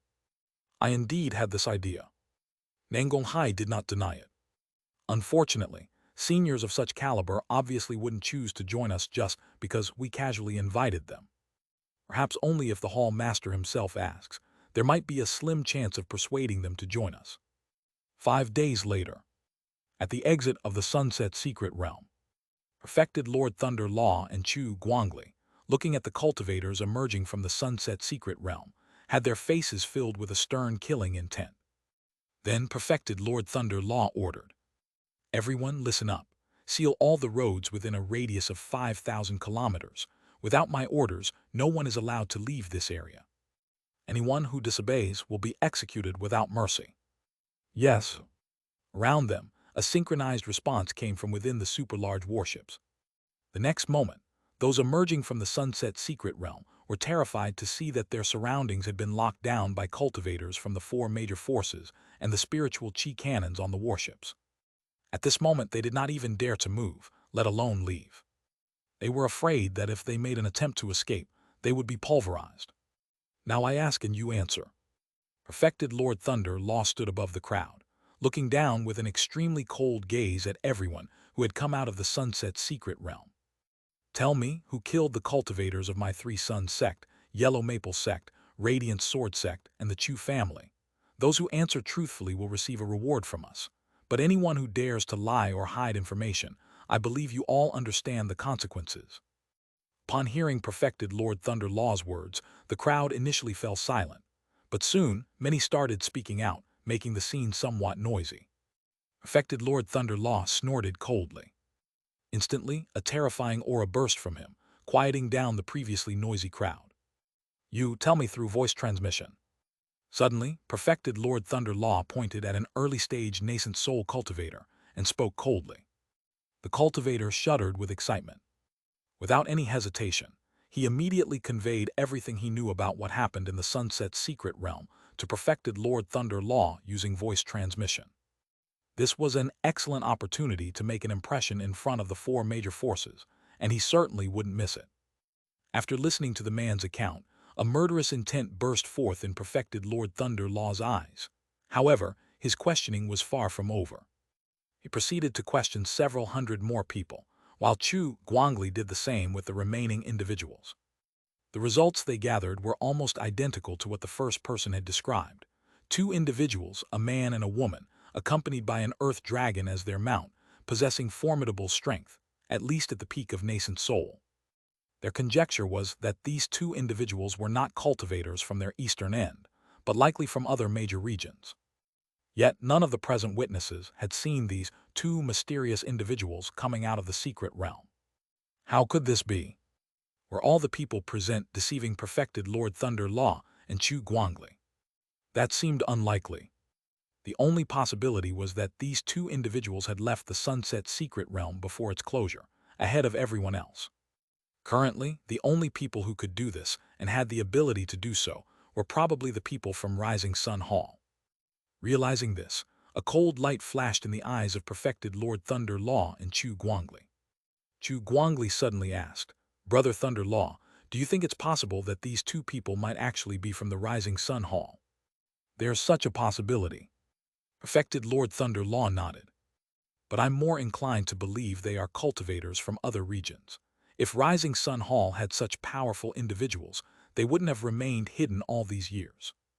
However, I can roughly confirm that the news of those two people should be related to the Rising Sun Hall." With that, perfected Lord Thunder Law looked at the cultivators from the four major forces and commanded coldly, "Spread my order to search for Jiang Chuan and Shen Yan thoroughly. If they are found, remember not to alarm them. Just report back immediately. Additionally, continue to issue warrants and capture all cultivators from Rising Sun Hall. Those who succeed will be handsomely rewarded." "Yes." The cultivators bowed and accepted the command. A few days later, Jiang Chengxuan and Shen Ruyan exchanged glances as they observed the wanted notices about them in various cultivation cities, feeling a mix of anger and urgency. Unexpectedly, their visit to the eastern end had made them the subjects of a region-wide manhunt. For a moment, neither knew quite what to say. It was evident that the search efforts of the four major forces would be unprecedented. Neither the Three Suns sect, the Chu family, the Yellow Maple sect, nor the Radiant Sword sect could have imagined that, faced with their combined search and pursuit, Jiang Chengxuan and Shen Ruyan were not the least bit worried. This was because Jiang Chengxuan had the divine power formless. With his current mastery of this divine power, not only could he conceal his own presence, but he could also extend this cloaking ability to another person. This was their greatest reliance in the eastern end. Unless a soul formation heavenly lord personally intervened in this search, the chances of them being exposed were slim. But was such an eventuality likely? At least, Jiang Chengxuan and Shen Ruyan believed that, as long as they avoided the most dangerous places, the appearance of a heavenly lord was almost impossible. Moreover, even if a heavenly lord did personally undertake the search, who could guarantee they would indeed find them? After all, the eastern end was vast. The range of a heavenly lord's divine sense, no matter how wide, had its limits. So, from the moment they left the Sunset Secret Realm, the four major forces had essentially lost track of them. At this moment, Jiang Chengxuan and Shen Ruyan were brazenly standing in the sky above a cultivation city. Looking down at some people who seemed to be searching for them, Shen Ruyan couldn't help but smile at Jiang Chengxuan. "Husband, now we really can't use the teleportation arrays to return to the northern border. What should we do? Where should we go next? Or what should we do?" Hearing Shen Ruyan's question, Jiang Chengxuan smiled and replied, "If we can't use the teleportation arrays, then we won't use them. Given our current situation, we're not in a hurry to go back. Let's start from the eastern end and head towards the southern wilderness and the western desert to explore, and then return to the northern border after that. Who knows, maybe we'll encounter some opportunities along the way." "That's probably your real purpose for coming out this time, right?" Shen Ruyan laughed. "Take advantage of the situation to travel through the 9 essences cultivation world." "What else could it be?" Jiang Chengxuan asked with a smile. "If not now, while all those demon lords are hiding in their lairs, When will we have the chance to see what the 9 essences cultivation world has to offer? Remember when we used to travel together? That was hundreds of years ago, wasn't it? Seeing Jiang Chengxuan bring up this topic, Shen Ruyan's eyes immediately softened. She couldn't help but smile and nodded at Jiang Chengxuan. If that's what you want, then I will accompany you. Wherever you go, whatever you do, I will always be by your side. Thank you. Jiang Chengxuan smiled and nodded in return. By the way, I heard you mention going to the southern wilderness and western desert. Aren't you planning to visit the central plain as well? No. Jiang Chengxuan shook his head. There's nothing worth seeing in the central plain. Although the spiritual high of heaven and earth is richer there, and there are more sects and families with heavenly lords, the environment might be even worse than here in the eastern end. You must be aware that the soul formation forces of the eastern end look up to those in the central plain. The interaction between these two regions is also the closest. So, knowing what the eastern end is like, one can roughly guess what the central plain's cultivation world is like now. Pausing for a moment, Jiang Chengxuan suddenly continued. However, before we leave the eastern end, there's still one thing we need to do. Huh? Shen Ruyan looked at him curiously. Jiang Chengxuan chuckled. Have you forgotten about how we were tricked before entering the sunset secret realm? Oh, you mean? A look of realization flashed in Shen Ruyan's eyes. Yes, exactly him. Jiang Chengxuan nodded again, smiling. As they spoke, their figures disappeared from the sky above the cultivation city. When they reappeared, they had already arrived above the state of Beihao, specifically above Cloud Xian. There were no unnecessary fancy movements. Jiang Chengxuan formed a sword with his fingers and viciously slashed towards the array below. Shriek! In an instant, a terrifying sword light that spanned the sky peered above the protective array of Cloud Xian. No one had expected such a sudden turn of events. Especially the shopkeeper of the Cloud Xian, shopkeeper Yang. His eyes instantly widened and his face was filled with fear. What is this? Boom! Before he could fully recover from the shock, the terrifying sword light completely tore apart the protective array. Then a gigantic hand that covered the sky and sun suddenly grabbed down, seizing the entire inn in its grasp. With a forceful pull, the whole building was lifted up as easily as picking up a toy. In the blink of an eye, it was thousands of meters in the air. Then, with a gentle swing, rustle, the cultivators in the Cloud Xian were thrown out like sand. Well, except for one person. It was shopkeeper Yang. At this moment, he had already seen Jiang Chengxuan and Shen Ruyan clearly. Having recognized Jiang Chengxuan and Shen Ruyan, his eyes widened in fear and disbelief. It's you. Yes, it's us, Jiang Chengxuan replied with a smile. Why are you surprised or shocked? Shopkeeper Yang was almost in tears. Forget surprises and shocks, he regretted crossing paths with these two formidable figures. The information about Jiang Chengxuan and Shen Ruyan had been widely circulated by the four forces, declaring them as targets for capture. Who would have thought that these two, who were wanted, would brazenly appear before him? About that misunderstanding before, shopkeeper Yang tried to explain. Unfortunately, Jiang Chengxuan had no intention of listening. He had brought shopkeeper Yang before him just for the satisfaction of retribution. Jiang Chengxuan suddenly raised his hand and clenched his fist. There was a rumble. Shopkeeper Yang was instantly obliterated into a mist of blood, leaving behind only a flickering communication Jade talisman. Jiang Chengxuan casually grabbed it and spoke to the person on the other end with a smile. Sorry, I've killed another one of your people, surprised, shocked. After speaking, he crushed the Jade talisman without hesitation. In a majestic palace flashing with endless lightning, perfected Lord Thunder Law also crushed the communication talisman in his hand, his expression dark and cold. Jiangchuan Shen Yan. As he spoke, he transformed into a dazzling bolt of lightning and flew towards the state of Beihao. Meanwhile, after plundering the treasures from Cloud Xian, Jiang Chengxuan and Shen Ruyan dropped the now ruined building back to its original location and disappeared into the distant sky.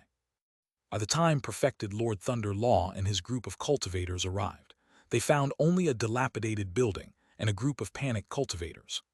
Suddenly, the lightning surrounding perfected Lord Thunder Law began to surge. The sky grew dark with clouds, as if a heavenly punishment was about to descend. On the other hand, Jiang Chengxuan and Shen Ruyan, having left the state of Beihao, flew directly towards the southern wilderness. At this moment, Jiang Chengxuan and Shen Ruyan had decided to head to the southern wilderness, the closest region to the eastern end.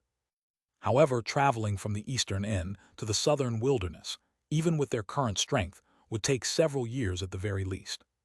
Their journey would take them through the treacherous and enigmatic Silent Forest, one of the most bizarre places in the entire Nine Essences cultivation world. This forest was governed by many unknown rules, and violating them meant being trapped there forever. It was said that only those with great courage could safely traverse this forest. Of course, Jiang Chengxuan and Shen Ruyan had the option to avoid the Silent Forest, but taking an alternate route to the southern wilderness would cost them much more time, possibly hundreds of years, which was unacceptable to them. Therefore, passing through the Silent Forest was a necessary risk. Fortunately, with Shen Ruyan's knowledge from her previous life, they were well versed in the forest's rules and could navigate through it successfully. At this moment, just as they reached the border of the eastern end, Jiang Chengxuan and Shen Ruyan suddenly frowned. It was because they actually sensed an unusual aura in this place. There was an indescribably, and yet real sense of foreboding. They did not doubt at all that if they continued forward, something very dangerous would definitely happen. This was a warning from the heavens.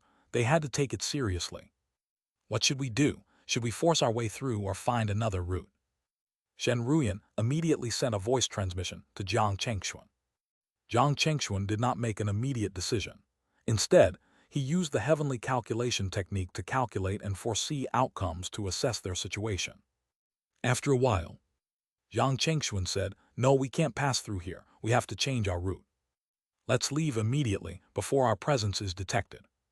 Without any hesitation, they turned and flew towards another location. In a short time, they had covered tens of thousands of miles.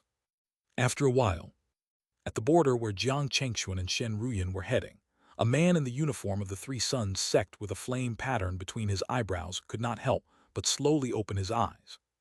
He looked at the place where Jiang Chengxuan and Shen Ruyan had just disappeared and frowned slightly. "What's going on? My calculations should not be wrong. Why do I feel like they have slipped through my grasp? Could it be that some other force has interfered and sabotaged my plans?" As soon as he finished, several cultivators of the Three Suns sect who were nearby immediately looked at him respectfully. One of the men called Perfected Lord Illusory C said, "Ancestor Zai Yang, did you sense the traces of those two people? You need us to activate the array immediately and seal the space within a radius of thousands of kilometers." Hearing this, the man called Ancestor Zai Yang could not help but shake his head slowly. "That won't be necessary." With that, he stood up and said to everyone present, "Let's go. There's no need for us to stay here anymore." "Oh, there's no need to stay here." The few of them were stunned. They clearly did not understand what Ancestor Zai Yang meant. In the end, Perfected Lord Illusory C reacted the fastest. With a frown, he probed, "Ancestor Zai Yang, are you saying that those two will no longer pass through our area?" His words quickly enlightened everyone present. All eyes turned to Ancestor Zai Yang, who after a brief silence slowly nodded. "That's right, they will not come this way anymore. Let's go." With that, Ancestor Zai Yang's figure disappeared on the spot. Half a month later, Jiang Chengxuan and Shen Ruyan had crossed the border of the eastern end and arrived in a desolate wilderness. Shen Ruyan said, "Husband, if we continue forward, it'll be the Silent Forest. We both will need to close off our six senses and proceed with unwavering determination through the forest. Only by doing so can we traverse the Silent Forest in the fastest and safest manner." This method was indeed the safest and quickest way to pass through the Silent Forest. The key lay in maintaining an unyielding courage throughout the journey. Although many in Shen Ruyan's previous era were aware of this method, very few dared to attempt it.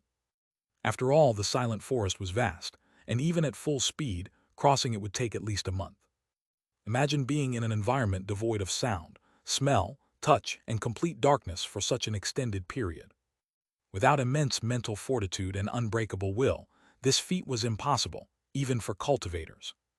Even nascent soul cultivators at the top of the pyramid were no exception. At this moment, now the couple had crossed the desolate wilderness and entered the dim and ominous Silent Forest. From the outside, the forest seemed engulfed in shadows, with its trees and flowers appearing to be dyed in a gloomy hue, as if something within was absorbing most of the light from the outside world. Just by looking at it, one would have an ominous feeling. Indeed, as far as Jiang Chengxuan knew, it was well known that since the silent forest's appearance, countless individuals had perished within its confines in various bizarre ways. These included falling to death, starvation, freezing, overheating, fright, and even death from overexcitement. The victims spanned all cultivation levels, from chi refining to grand cultivators, and there were unconfirmed records of even soul formation cultivators perishing in the forest. It could be seen how terrifying and strange this place was. "Are you ready, husband?" Shen Ruyan asked with a smile. "Just follow what I said, and no matter how dangerous or bizarre the silent forest is, it won't harm us." Hearing his wife's words, Jiang Chengxuan smiled and nodded. "Let's go then." With that, he took the lead, sealing his six senses and charging into the forest like a cannonball. Seeing this, Shen Ruyan was only stunned for a moment. Then she smiled and sealed her six senses. Like Jiang Chengxuan, she rushed into the forest. Rumble! Their speed was incredibly fast, and they shattered large swathes of trees and rocks in their path. Strangely, the trees and rocks that Jiang Chengxuan and Shen Ruyan broke did not make any sound. It was as if this was a silent moving picture. Whoosh, whoosh, whoosh. In the void, black and twisted vines, like slimy tentacles, tried to entangle the couple but failed to advance any further when they hit an invisible barrier around Jiang Chengxuan and Shen Ruyan, eventually falling limply. This was just one of many bizarre occurrences they encountered in the silent forest. On the fourth day in the silent forest, a massive shadow suddenly appeared in front of Jiang Chengxuan and Shen Ruyan. It opened its extremely sharp fangs and swallowed Jiang Chengxuan and Shen Ruyan without them noticing.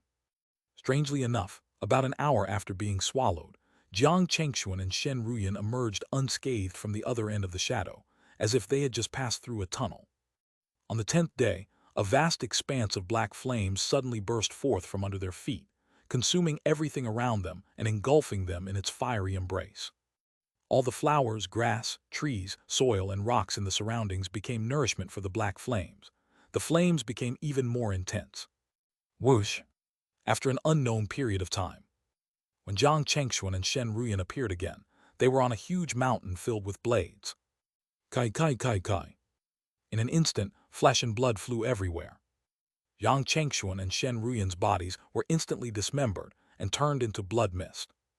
However, 3 days later, they appeared in the dark silent forest unscathed.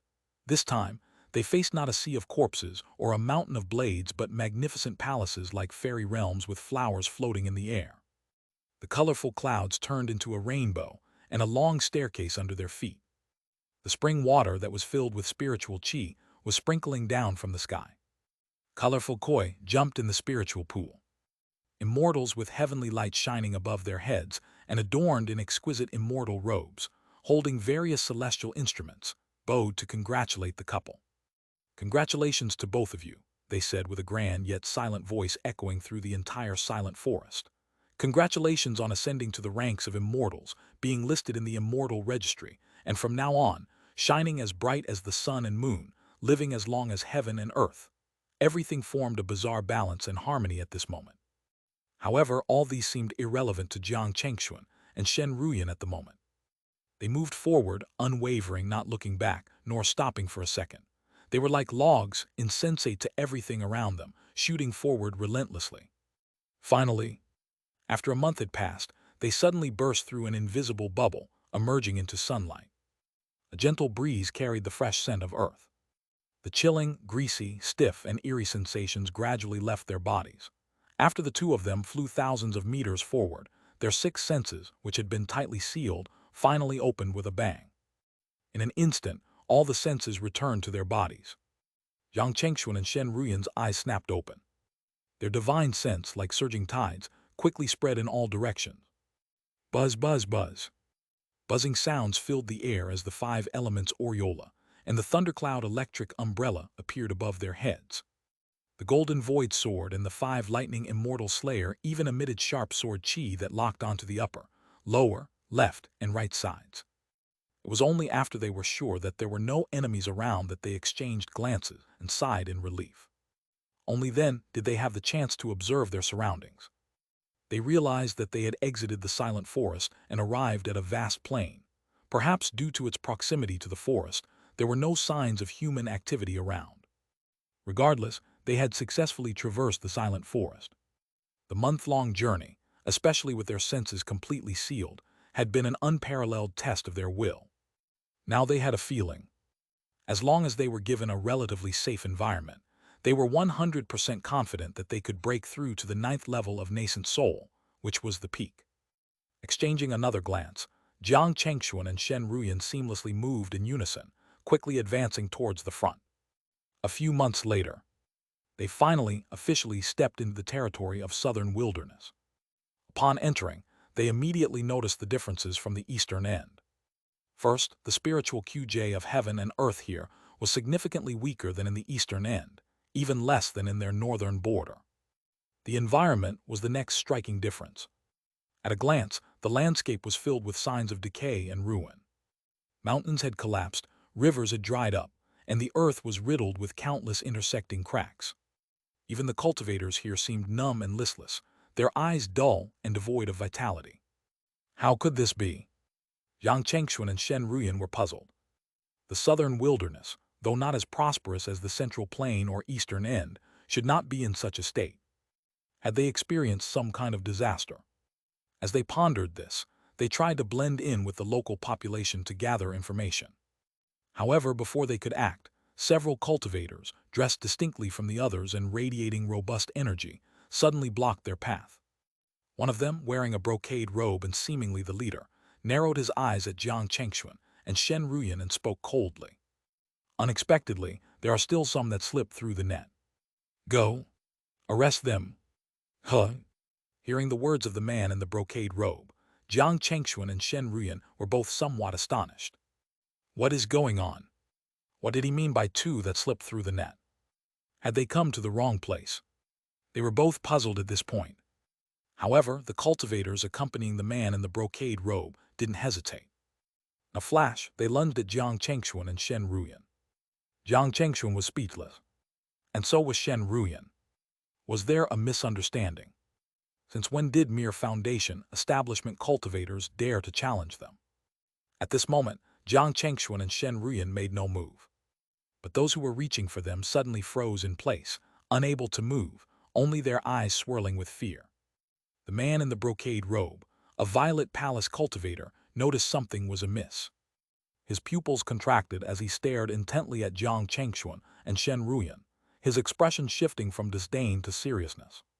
He cautiously asked, "Who exactly are you two? Do you realize what you are doing right now?" Jiang Chengxuan was speechless, and so was Shen Ruyan. Hadn't it been he who initiated the attack on them, and now he was blaming them? But they had no interest in wasting words with such a minor character.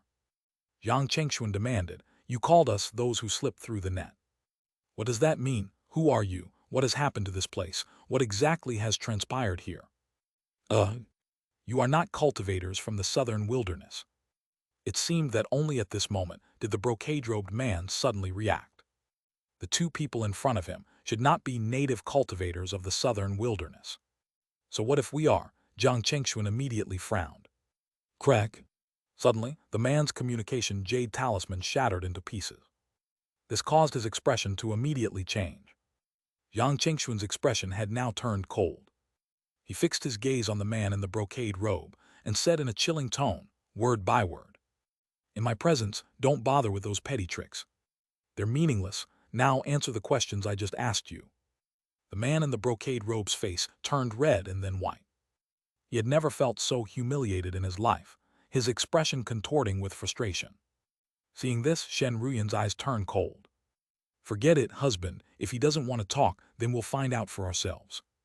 Without waiting for the man in the brocade robe to react, Shen Ruyan pressed her hand directly onto his head. No matter how much he tried to evade, he couldn't escape her grasp. Only at this moment did the man realize he was no match for the couple before him. He wanted to speak up, to announce his identity, but Shen Ruyan didn't give him the chance. A force that the man couldn't resist surged into his sea of consciousness, plunging his mind into chaos. The last thought he had was soul-searching. That's right. Shen Ruyan was using a soul-searching technique on him. Information, both relevant and irrelevant, flashed through her mind like a fast-forward movie, providing her with a detailed understanding of the current situation and the identities of the man and his companions. By the time Shen Ruyan released her hand, the man in the brocade robe had collapsed, bleeding from his 7 orifices and lifeless. Yang Chengxuan turned to Shen Ruyan and asked, "How did it go?" Shen Ruyan's expression was a bit grim. She pondered for a moment before speaking. "These people, like us, are not native cultivators of the southern wilderness."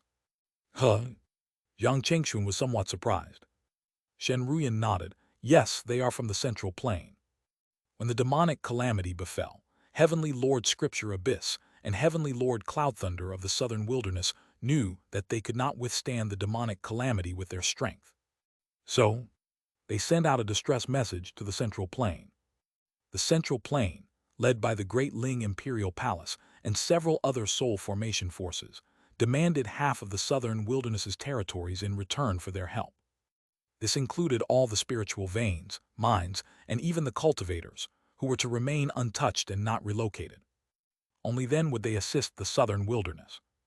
Understanding their lack of leverage or power to refuse, Heavenly Lord Cloud Thunder and Heavenly Lord Scripture Abyss agreed. However, what they didn't anticipate was that, when these forces from the central plain arrived via the large cross-region teleportation array, they somehow bypassed parts of the oath contract, avoiding its backlash. As previously agreed upon, they were supposed to assist at once, but they didn't. It wasn't until Heavenly Lord Cloud Thunder fell and Heavenly Lord Scripture Abyss was gravely injured that the Great Ling Imperial Palace and others slowly began to help counter the demonic calamity. After the demonic calamity ended, only Heavenly Lord Scripture Abyss, a gravely injured Heavenly Lord, remained. He was powerless to prevent the further expansion of the Great Ling Imperial Palace and other powerful forces from the central plain. He could only watch helplessly as they extended their reach until they occupied nearly 2/3 of the southern wilderness. This expansion only halted temporarily due to the constraints of the oath contract between them. Otherwise, by now, the entire southern wilderness would likely be under the control of these central plain forces. Yang Chengxuan had never imagined that the real situation here would be like this.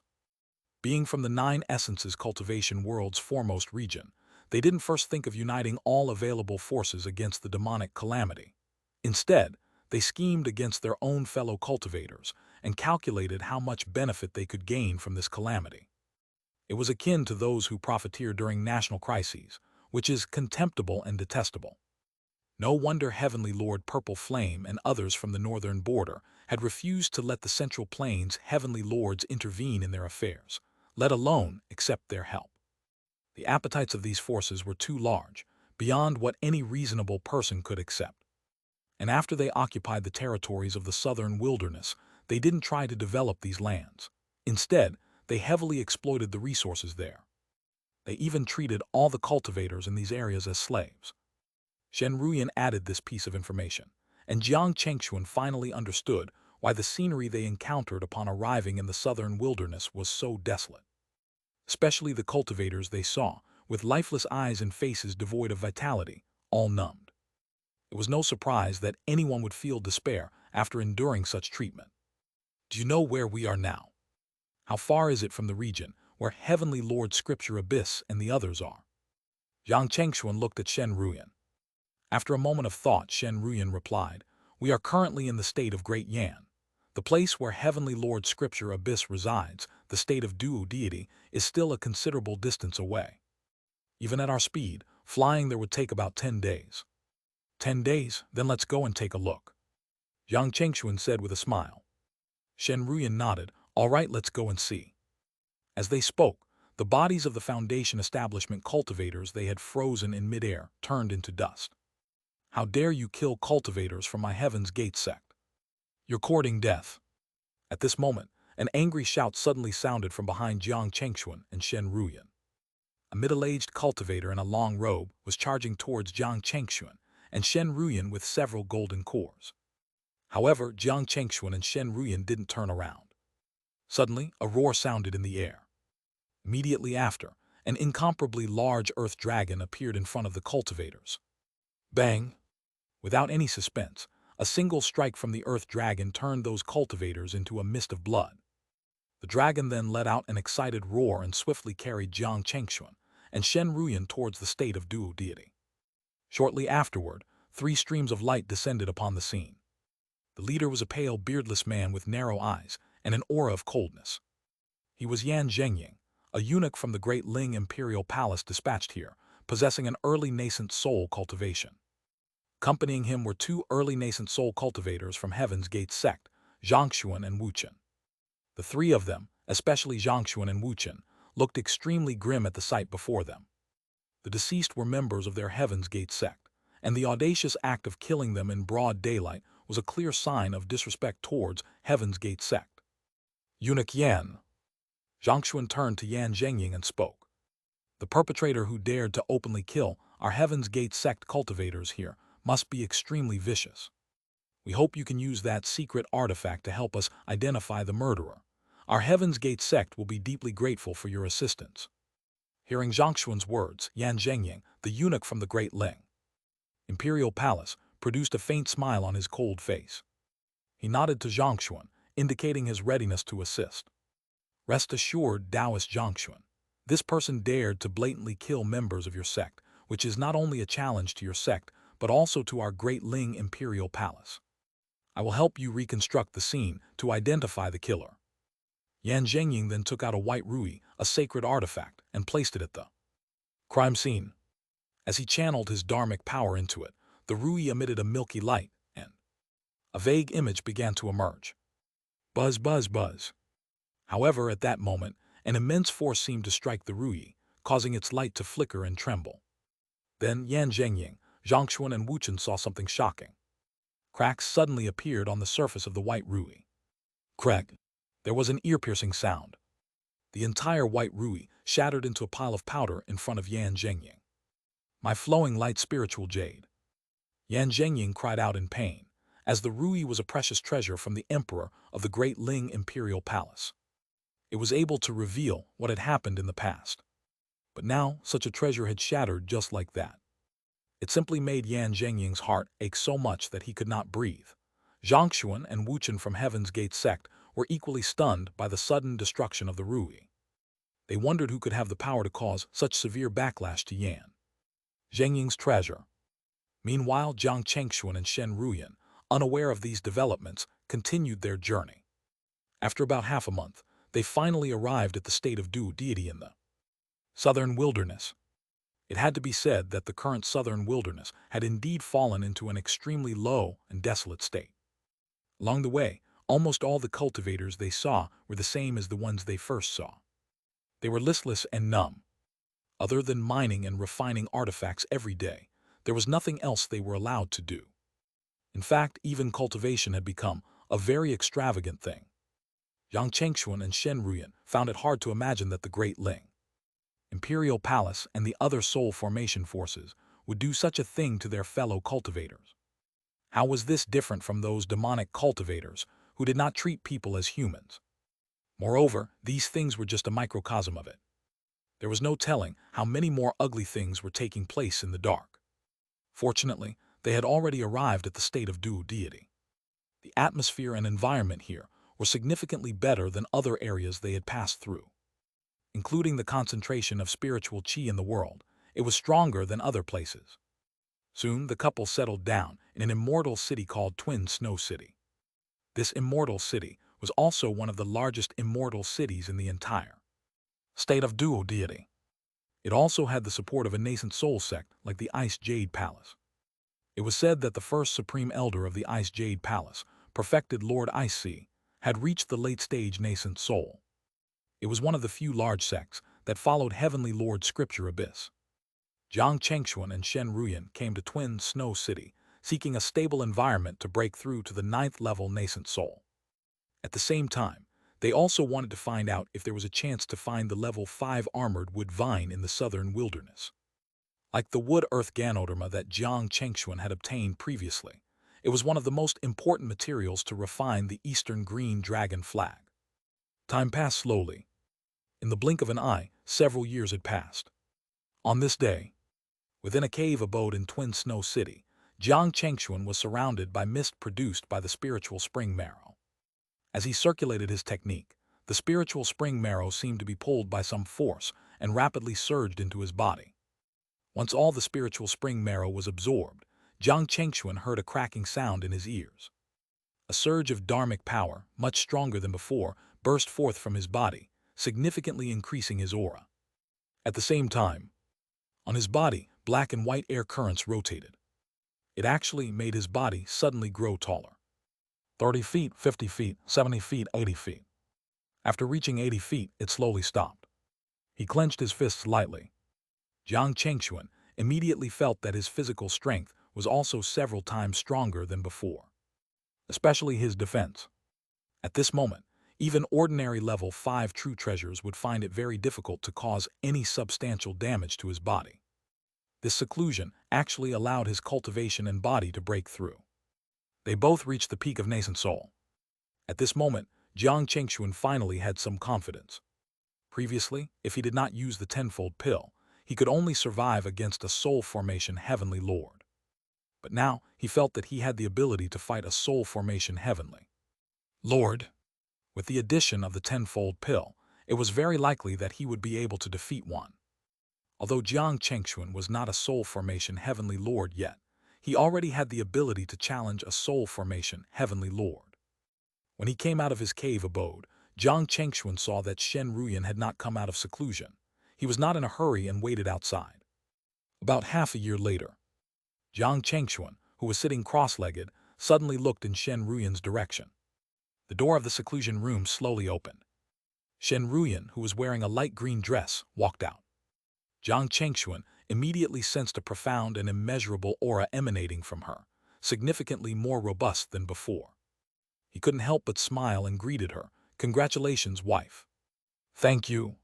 Shen Ruyan replied with a smile. "Congratulations to you as well." As they sat together, they began to share their insights from the years of seclusion. Jiang Chengxuan learned that not only had Shen Ruyan successfully broken through to the 9th level of nascent soul, but she had also touched upon the threshold of soul formation. This meant that if she had the right spiritual material, she could potentially advance to soul formation. This was something Jiang Chengxuan did not expect. Although his own cultivation and physical strength had reached the peak of nascent soul, he had no confidence in advancing to soul formation at all. The main reason was the cultivation technique he was currently cultivating. 5 Elements True Technique. He currently did not have the content of the soul formation section of the 5 Elements True Technique. Although in the past, he had been trying his best to find information about the soul formation section of the 5 Elements True Technique. However, after so many years, he did not find anything. It was as if soul formation section of this cultivation technique was non-existent. Now he was considering that if he still couldn't find it, he could only deduce the content of the soul formation section of the 5 Elements True Technique himself. Fortunately, he still had a deduction bead in his hand that was enough to support his deduction of the soul formation section. When the couple was almost done talking and were about to go out for a walk, the restriction of the cave abode they were in was suddenly triggered. Then a voice transmission was transmitted through the restriction of the cave abode. "I'm Wu Bingyun from the Ice Jade Palace. May I ask if fellow Taoist Jiang Chuan and fellow Taoist Shen Yan are here? If possible, I want to visit the two of you." Jiang Chengxuan and Shen Ruyan were stunned when they heard the voice transmission. Was Wu Bingyun of the Ice Jade Palace the current first elder of the Ice Jade Palace, perfected Lord Ice Sea, who was a late-stage nascent soul cultivator? Why was she here? The two of them looked at each other and quickly understood. True, it was impossible for them to hide from a big sect like the Ice Jade Palace, especially when the two of them were cultivating in their territory. It was even more impossible to hide from their divine senses. However, the first Supreme Elder of the Ice Jade Palace was also quite polite.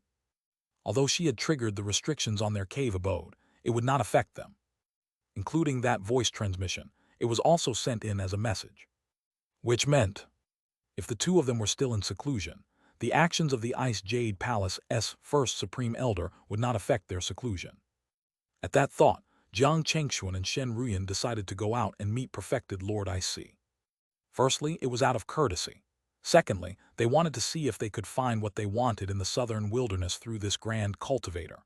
Immediately, Jiang Chengxuan and Shen Ruyan lifted the restrictions of the cave abode. Outside their cave abode stood a beautiful female cultivator in an azure dress. It was Ice Jade Palace's first supreme elder, perfected Lord Ice Sea, Wu Bingyun. I didn't expect that fellow Taoist Wu would actually come personally. Jiang Chengxuan immediately smiled and took the initiative to speak. Fellow Taoist Wu, I hope you don't mind if I've neglected you this time. With that, Jiang Chengxuan smiled and gestured for Wu Bingyun to enter. What are you saying, fellow Taoist Jiang? This time I came uninvited, so it is I who have caused you trouble. Wu Bingyun smiled. Although she is known as perfected Lord ICC and belongs to the Ice Jade Palace, with even her name containing the character Ice, her demeanor is not at all cold. Instead, she gives off a warm and welcoming feeling. At this moment, she entered the cave abode with Jiang Chengxuan and Shen Ruyan. Once they were seated, Shen Ruyan, sitting next to Jiang Chengxuan, said, "Fellow Taoist Wu, do you have any important matters on this visit to us?" "It's not so much an important matter, just an invitation." Wu Bingyun then took out an invitation from her body and placed it in front of Jiang Chengxuan and Shen Ruyan. In a few days, the Grand Cultivator Trade Fair hosted by our Ice Jade Palace will take place. All the Grand Cultivators under the Supreme Celestial Sect will attend. If fellow Taoist Jiang and Shen have time, you can come and have a look.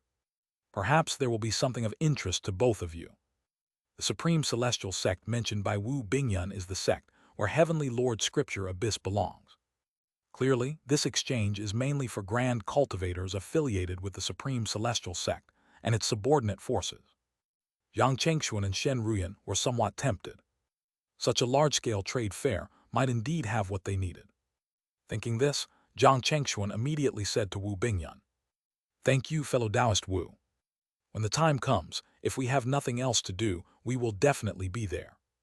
"Good, I will await your honorable presence."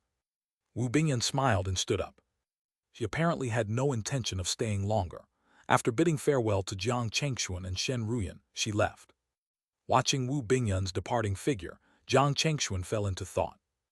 At this moment, Shen Ruyan said, "Husband, are you thinking that fellow Taoist Wu's invitation might be under the instruction of Heavenly Lord Scripture Abyss?" "That's right." Jiang Chengxuan nodded. After all, given the current situation in southern wilderness, it's impossible that Heavenly Lord Scripture Abyss wouldn't notice the arrival of cultivators like us, nor would he fail to react in some way. So, is this invitation from fellow Taoist Wu both an invitation and a probe? "That's about right." Jiang Chengxuan nodded. "But for now, at least there doesn't seem to be any malice from the other party. As for more, everything will become clear when we go to the Ice Jade Palace." At the same time, Wu Bingyun, upon returning to the Ice Jade Palace, called her junior sister Xianxia, a mid-stage nascent soul cultivator.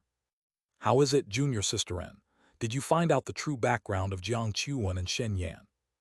Xianxia, who was wearing a pink dress, could not help but shake her head when she heard this. "I'm sorry, senior sister, I haven't been able to find out their exact background yet. But I can confirm that they don't seem to have much relation to the major forces of the Eastern End and the Central Plain." As she finished speaking, the communication Jade talisman she carried suddenly lit up. Upon checking the communication Jade talisman, Xianxia's face immediately showed a look of surprise. "What's wrong, junior sister N?" Wu Bingyun noticed Xianxia's abnormality and immediately asked curiously. Xianxia immediately smiled and said, "Senior sister Wu, I think we can basically rest assured about Jiang Chuan and Shen Yan's identities." "Oh, why is that?" asked Wu Bingyun, somewhat surprised. And Xianxia handed over the Jade talisman to Wu Bingyun. "This message comes from our insider in the opposing camp. It says that the Heaven's Gate sect and the Great Ling Imperial Palace are desperately searching for two people who killed cultivators of Heaven's Gate sect. Interestingly, this incident first occurred a few years ago. Although it seems unrelated on the surface, I don't believe in such coincidences in this world. Senior sister, you can take a look yourself." Taking the communication Jade talisman from Xianxia, Wu Bingyun only took a look and smiled. "If I'm not mistaken, those two who killed the Heaven's Gate sect cultivators must be brother Jiang and sister Shen. Our insider suggests that the Great Ling Imperial Palace had once used calculation techniques to trace their identities and origins, but ended up with nothing.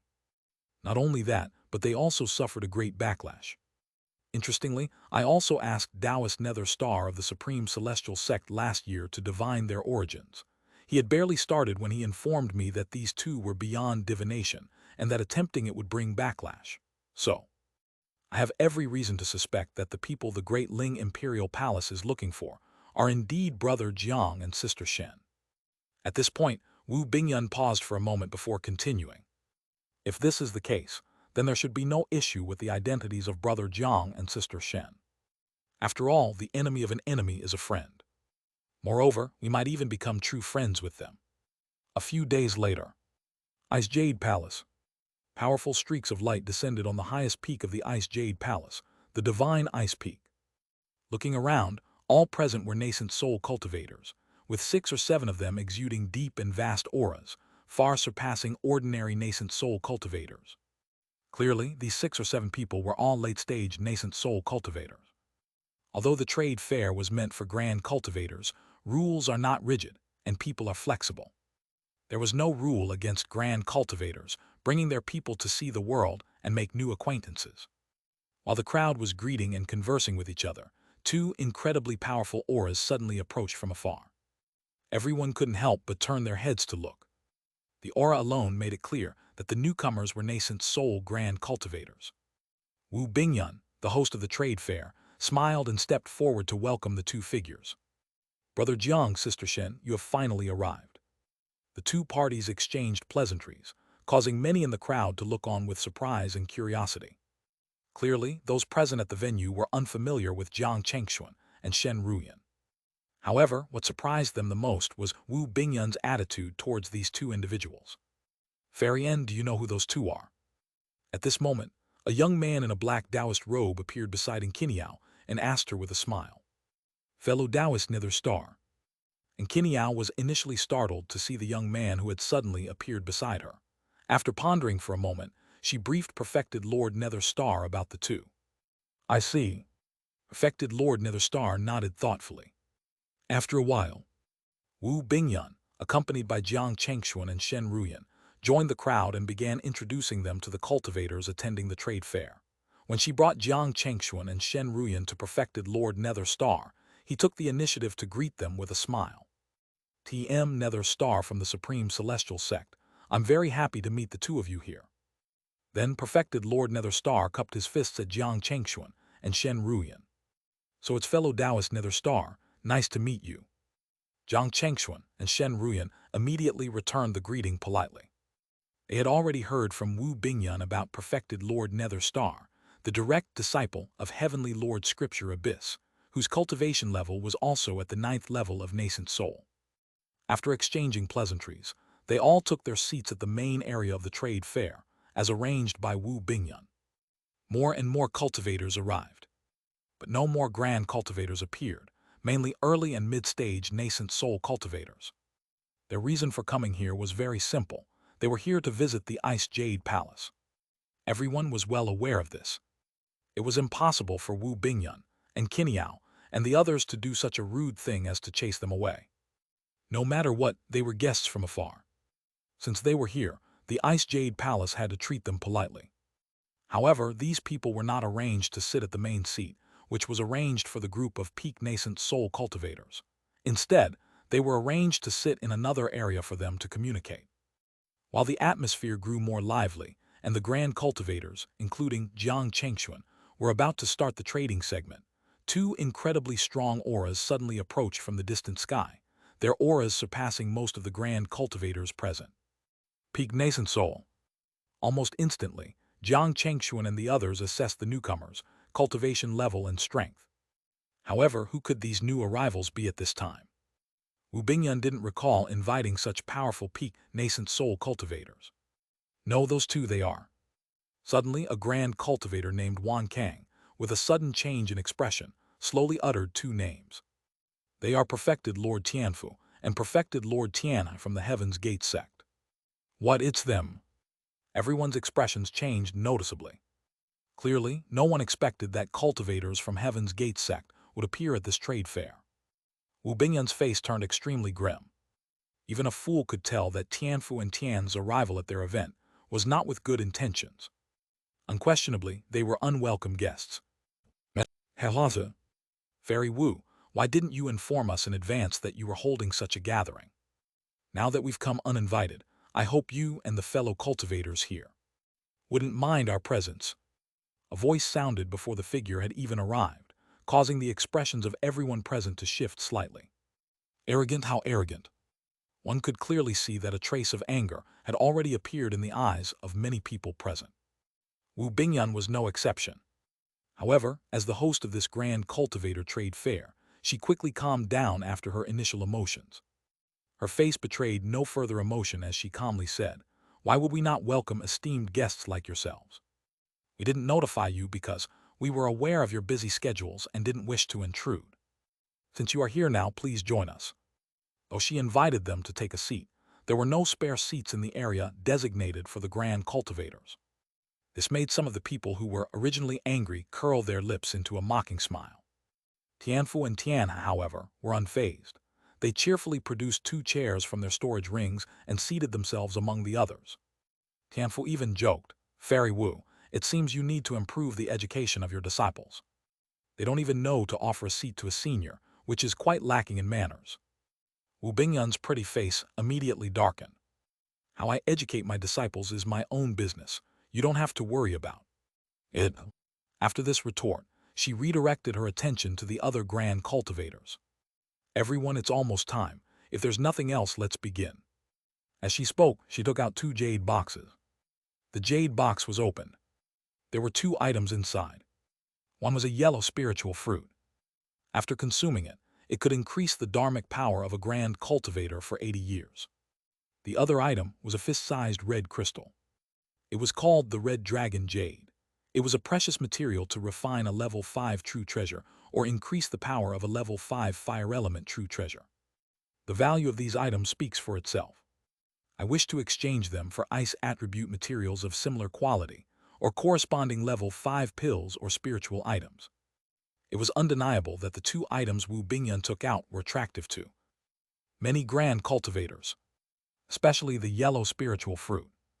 At their level of cultivation, every increase in dharmic power required a long time. If they could obtain the yellow spiritual fruit, it would definitely increase their total dharmic powers by a lot. Yang Chengxuan and Shen Ruyan didn't have any thoughts about the 2 items.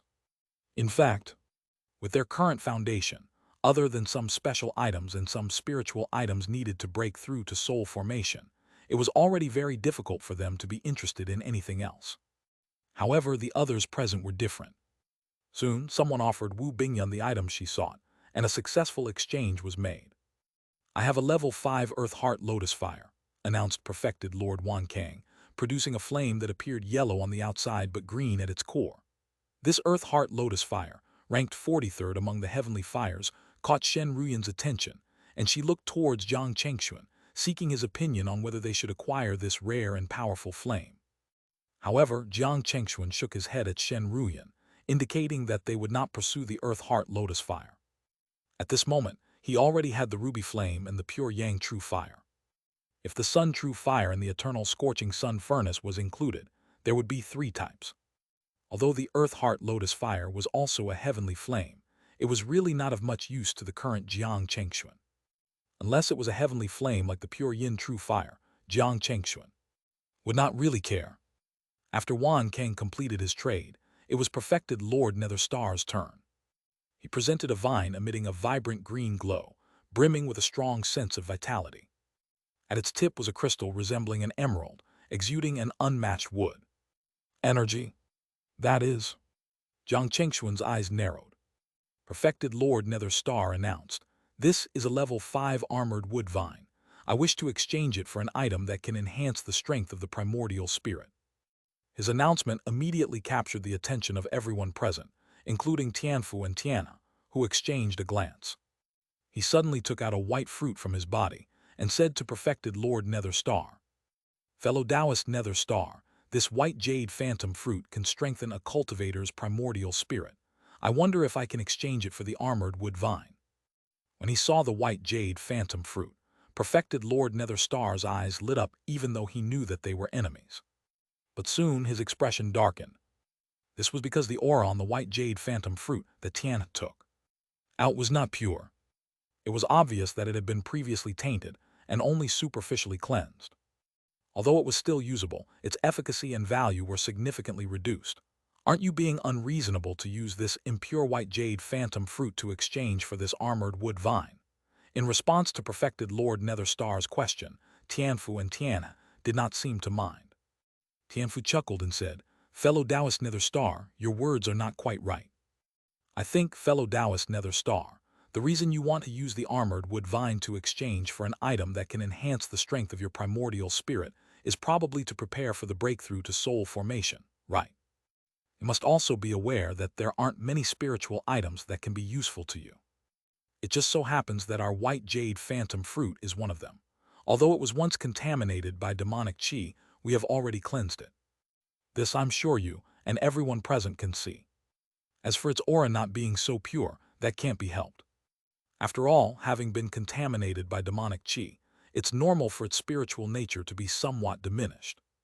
In other words, if this white jade phantom fruit is still in good condition, your armored wood vine will probably be of equal value." Undeniably, Tianfu's words did have some truth to them. There were indeed not many treasures that could help peak nascent soul cultivators increase the strength of their primordial spirits. Although the armored wood vine was precious and had endless uses, in comparison, it was indeed slightly inferior. However, it was hard to say how useful this white jade phantom fruit, which had been contaminated by demonic chi and reduced its spirituality, would be to peak nascent soul cultivators. Otherwise, why didn't Tianfu and Tian consume the fruit themselves? Affected Lord Netherstar was conflicted. To be honest, he was indeed in urgent need of an item that could help enhance the strength of his primordial spirit. If the white jade phantom fruit was intact and had not been contaminated by demonic chi, he would not hesitate to exchange for it. But now, just as Netherstar was hesitating, a voice suddenly brought him back to reality. "Fellow Taoist Netherstar, if you want to use the armored wood vine to exchange for a treasure that can strengthen your primordial spirit, why don't you take a look at my void serene begonia?" The person who spoke was Jiang Chengxuan. As soon as he saw the other party take out the armored wood vine, Jiang Chengxuan had already decided, no matter what, he had to exchange it for himself. This was a major matter that concerned whether he could successfully refine the Eastern Green Dragon flag. He could not afford to be negligent. Perfected Lord Netherstar did not expect such a turn of events. He immediately looked at Jiang Chengxuan impatiently and said, "Fellow Taoist Jiang, can you show me the void serene begonia you mentioned first?" "Of course." Jiang Chengxuan smiled faintly. Then he reached out and handed a jade box to Perfected Lord Netherstar. Perfected Lord Netherstar opened the jade box immediately. What entered his eyes was indeed an intact void serene begonia. This caused him to be overjoyed. Without any hesitation, he hurriedly nodded at Jiang Chengxuan. "All right, fellow Taoist Jiang, I'll exchange with you." As he spoke, he pushed the jade box containing the armored wood vine into Jiang Chengxuan's hand. After a while, Perfected Lord Netherstar spoke again. "Speaking of which, by exchanging this armored wood vine for your void serene begonia, I indeed have taken some advantage of you. How about this? I'll take out some more items and you can choose one from them." As he spoke, Perfected Lord Netherstar took out several items from his body. Materials, medicinal pills, talismans, there was everything. Jiang Chengxuan and Shen Ruyan glanced at each other. There was really nothing useful for them. Just as Jiang Chengxuan was about to choose an item casually, the spirit-devouring beetle king in his beast-taming bag suddenly sent him a message. In an instant, Jiang Chengxuan's gaze immediately landed on a gray stone. Jiang Chengxuan immediately picked up the stone and smiled at Perfected Lord Netherstar. "Fellow Taoist Netherstar, I'll take this item." Regarding Jiang Chengxuan's choice, Perfected Lord Netherstar made no comment. Soon he put away the other items. At this moment, as Jiang Chengxuan was putting the stone into his bag which contained the spirit-devouring beetle king, he suddenly felt two malicious gazes fall upon him. This made him frown and turn his head to look. He saw Tianfu and Tian watching him with cold eyes. Suddenly, Tian spoke to Wu Bingyun. "Fairy Wu, who are these two Taoists? I don't recall having seen them before." Upon hearing Tianfu and Tian inquire about Jiang Chengxuan and Shen Ruyan, a hint of coldness flashed in Wu Bingyun's eyes. However, before she could speak, Perfected Lord Netherstar beat her to it. "I mean you two, Does Fairy Wu need to inform you about who she invites? These words immediately caused the expressions of Tianfu and Tianhe to stiffen. Yang Chengxuan had no intention of talking to them. He slowly stood up and took out 2 items from his body. 1 bottle of spirit spring marrow and 1 primordial law elixir. Both were items that could enhance the dharmic power and cultivation of a grand cultivator. At that moment, the eyes of everyone present fell on the 2 items in his hands, filled with desire. Yang Chengxuan said, "Everyone, the value of these 2 items is self-explanatory. I wish to exchange them for high-grade level 5 elemental or lightning element spiritual materials. Of course, what I most desire is the green dragon divine wood. If not available, any exact information regarding its whereabouts would suffice. Of course, information like the location of the dragon's lair is unnecessary." Hearing Jiang Chengxuan's words, everyone present was somewhat astonished. They didn't expect that what he most wanted was something like the green dragon divine wood, a treasure highly valued by the dragon lineage. Even some soul formation, heavenly lords and demon lords had difficulty obtaining such an item, let alone them. Fellow Taoist Jiang. At this moment, an elder named Perfected Lord Dong Yuan suddenly took out a piece of wood flashing with purple lightning arcs from his belongings. You said a high-grade level 5 lightning element spiritual material can be exchanged for that primordial law elixir, right? I wonder if this 1,000-year-old purple thunder wood in my hand would suffice.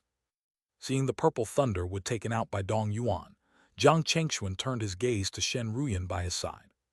Seeing Shen Ruyan nod at him, Jiang Chengxuan said, "Sure." As they spoke, the 2 of them had already exchanged things.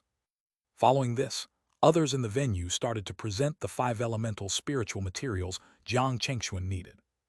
However, the quality of these materials was slightly inferior compared to high-grade level 5.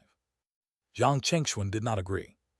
Just then, the host Wu Bingyun suddenly took out a jade slip and said to Jiang Chengxuan, "Fellow Taoist Jiang, I have some information about the whereabouts of the green dragon divine wood. However, I can't guarantee it's 100% accurate, only about 70% likely. Are you interested in this? Rest assured, I can sign a contract with you to guarantee that what I'm saying is all true, with absolutely no deception intended."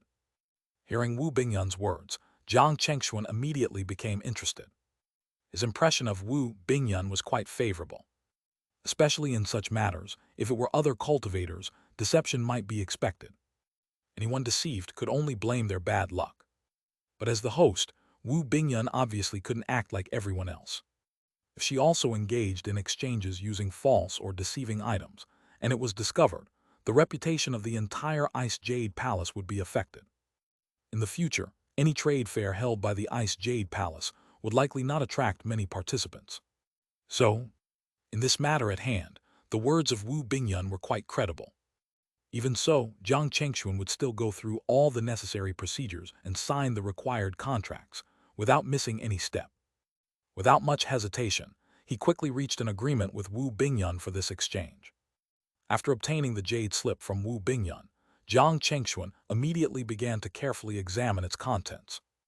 According to the jade slip, there should be a secret space in a place called Fallen Dragon Valley in the western deserts.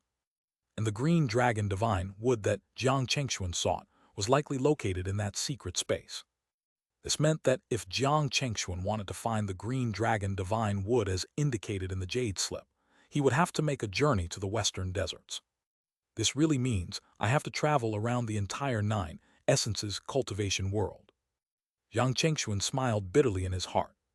But he couldn't deny that this clue was currently his best lead to obtaining the green dragon divine wood.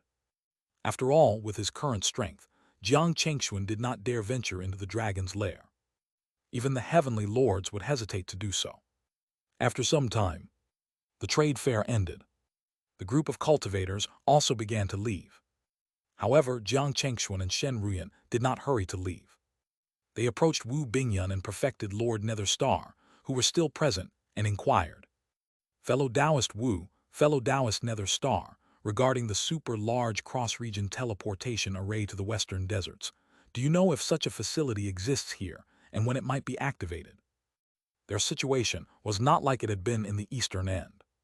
Here in the southern wilderness, they had not encountered the pursuit of major forces. Especially with the Supreme Celestial Sect, although not close allies, they were at least acquainted. If possible, they preferred not to travel thousands of miles across two regions. Even though the journey from the southern wilderness to the western deserts through the abyss of celestial beasts was the safest route at the moment, it would still take them several years to fly there with their current speed. Direct travel through a super-large cross-region teleportation array would be much more convenient. Upon hearing Jiang Chengshuan's inquiry, Wu Bingyun and Perfected Lord Netherstar exchanged glances, and then Perfected Lord Netherstar said, "Do you two plan ahead directly to the western deserts?" Before Jiang Chengshuan and Shen Ruyan could reply, Perfected Lord Netherstar continued with a wry smile. "To be frank, all of our super-large cross-region teleportation arrays to the western deserts and the northern border have been destroyed by the Great Ling Imperial Palace and the Heaven's Gate sect. They only left the teleportation arrays leading to the eastern end and the central plain. I believe that as news on our end spreads throughout the 9 Essences cultivation world, the people in the western desert and northern border will become extremely wary of those from the eastern end and central plain. As a result, they might disconnect all their super-large cross-region teleportation arrays to the outside world. In other words, in the future, people from the southern wilderness, western deserts and northern border might have to travel on foot to other regions." It was clear that Perfected Lord Netherstar was not trying to deceive Jiang Chengshuan and Shen Ruyan. No wonder no one had come to support or speak for them for such a long time. It seemed that the teleportation connections between the various regions had been cut off. This meant that Jiang Chengshuan and Shen Ruyan would still have to fly to the western desert themselves. Sensing their thoughts, Perfected Lord Netherstar suddenly took out a token and handed it to them. "Fellow Taoists, while I can't help you travel directly to the western deserts, I have a token here that can teleport you directly to the abyss of celestial beasts. If you plan to travel that way to the western deserts, this token might save you some time." Huh? Yang Chengshuan and Shen Ruyan were somewhat surprised. Clearly, they did not expect Perfected Lord Netherstar, or rather, the Supreme Celestial Sect, to have such a trick up their sleeves. Without any hesitation, Jiang Chengshuan and Shen Ruyan accepted the token from Netherstar and expressed their gratitude. "In that case, we thank you, fellow Taoist Netherstar." Perfected Lord Netherstar smiled and shook his head. "You're welcome. But," he paused briefly before continuing, "you have previously offended Tianfu and Tian. I suspect they won't let this go so easily.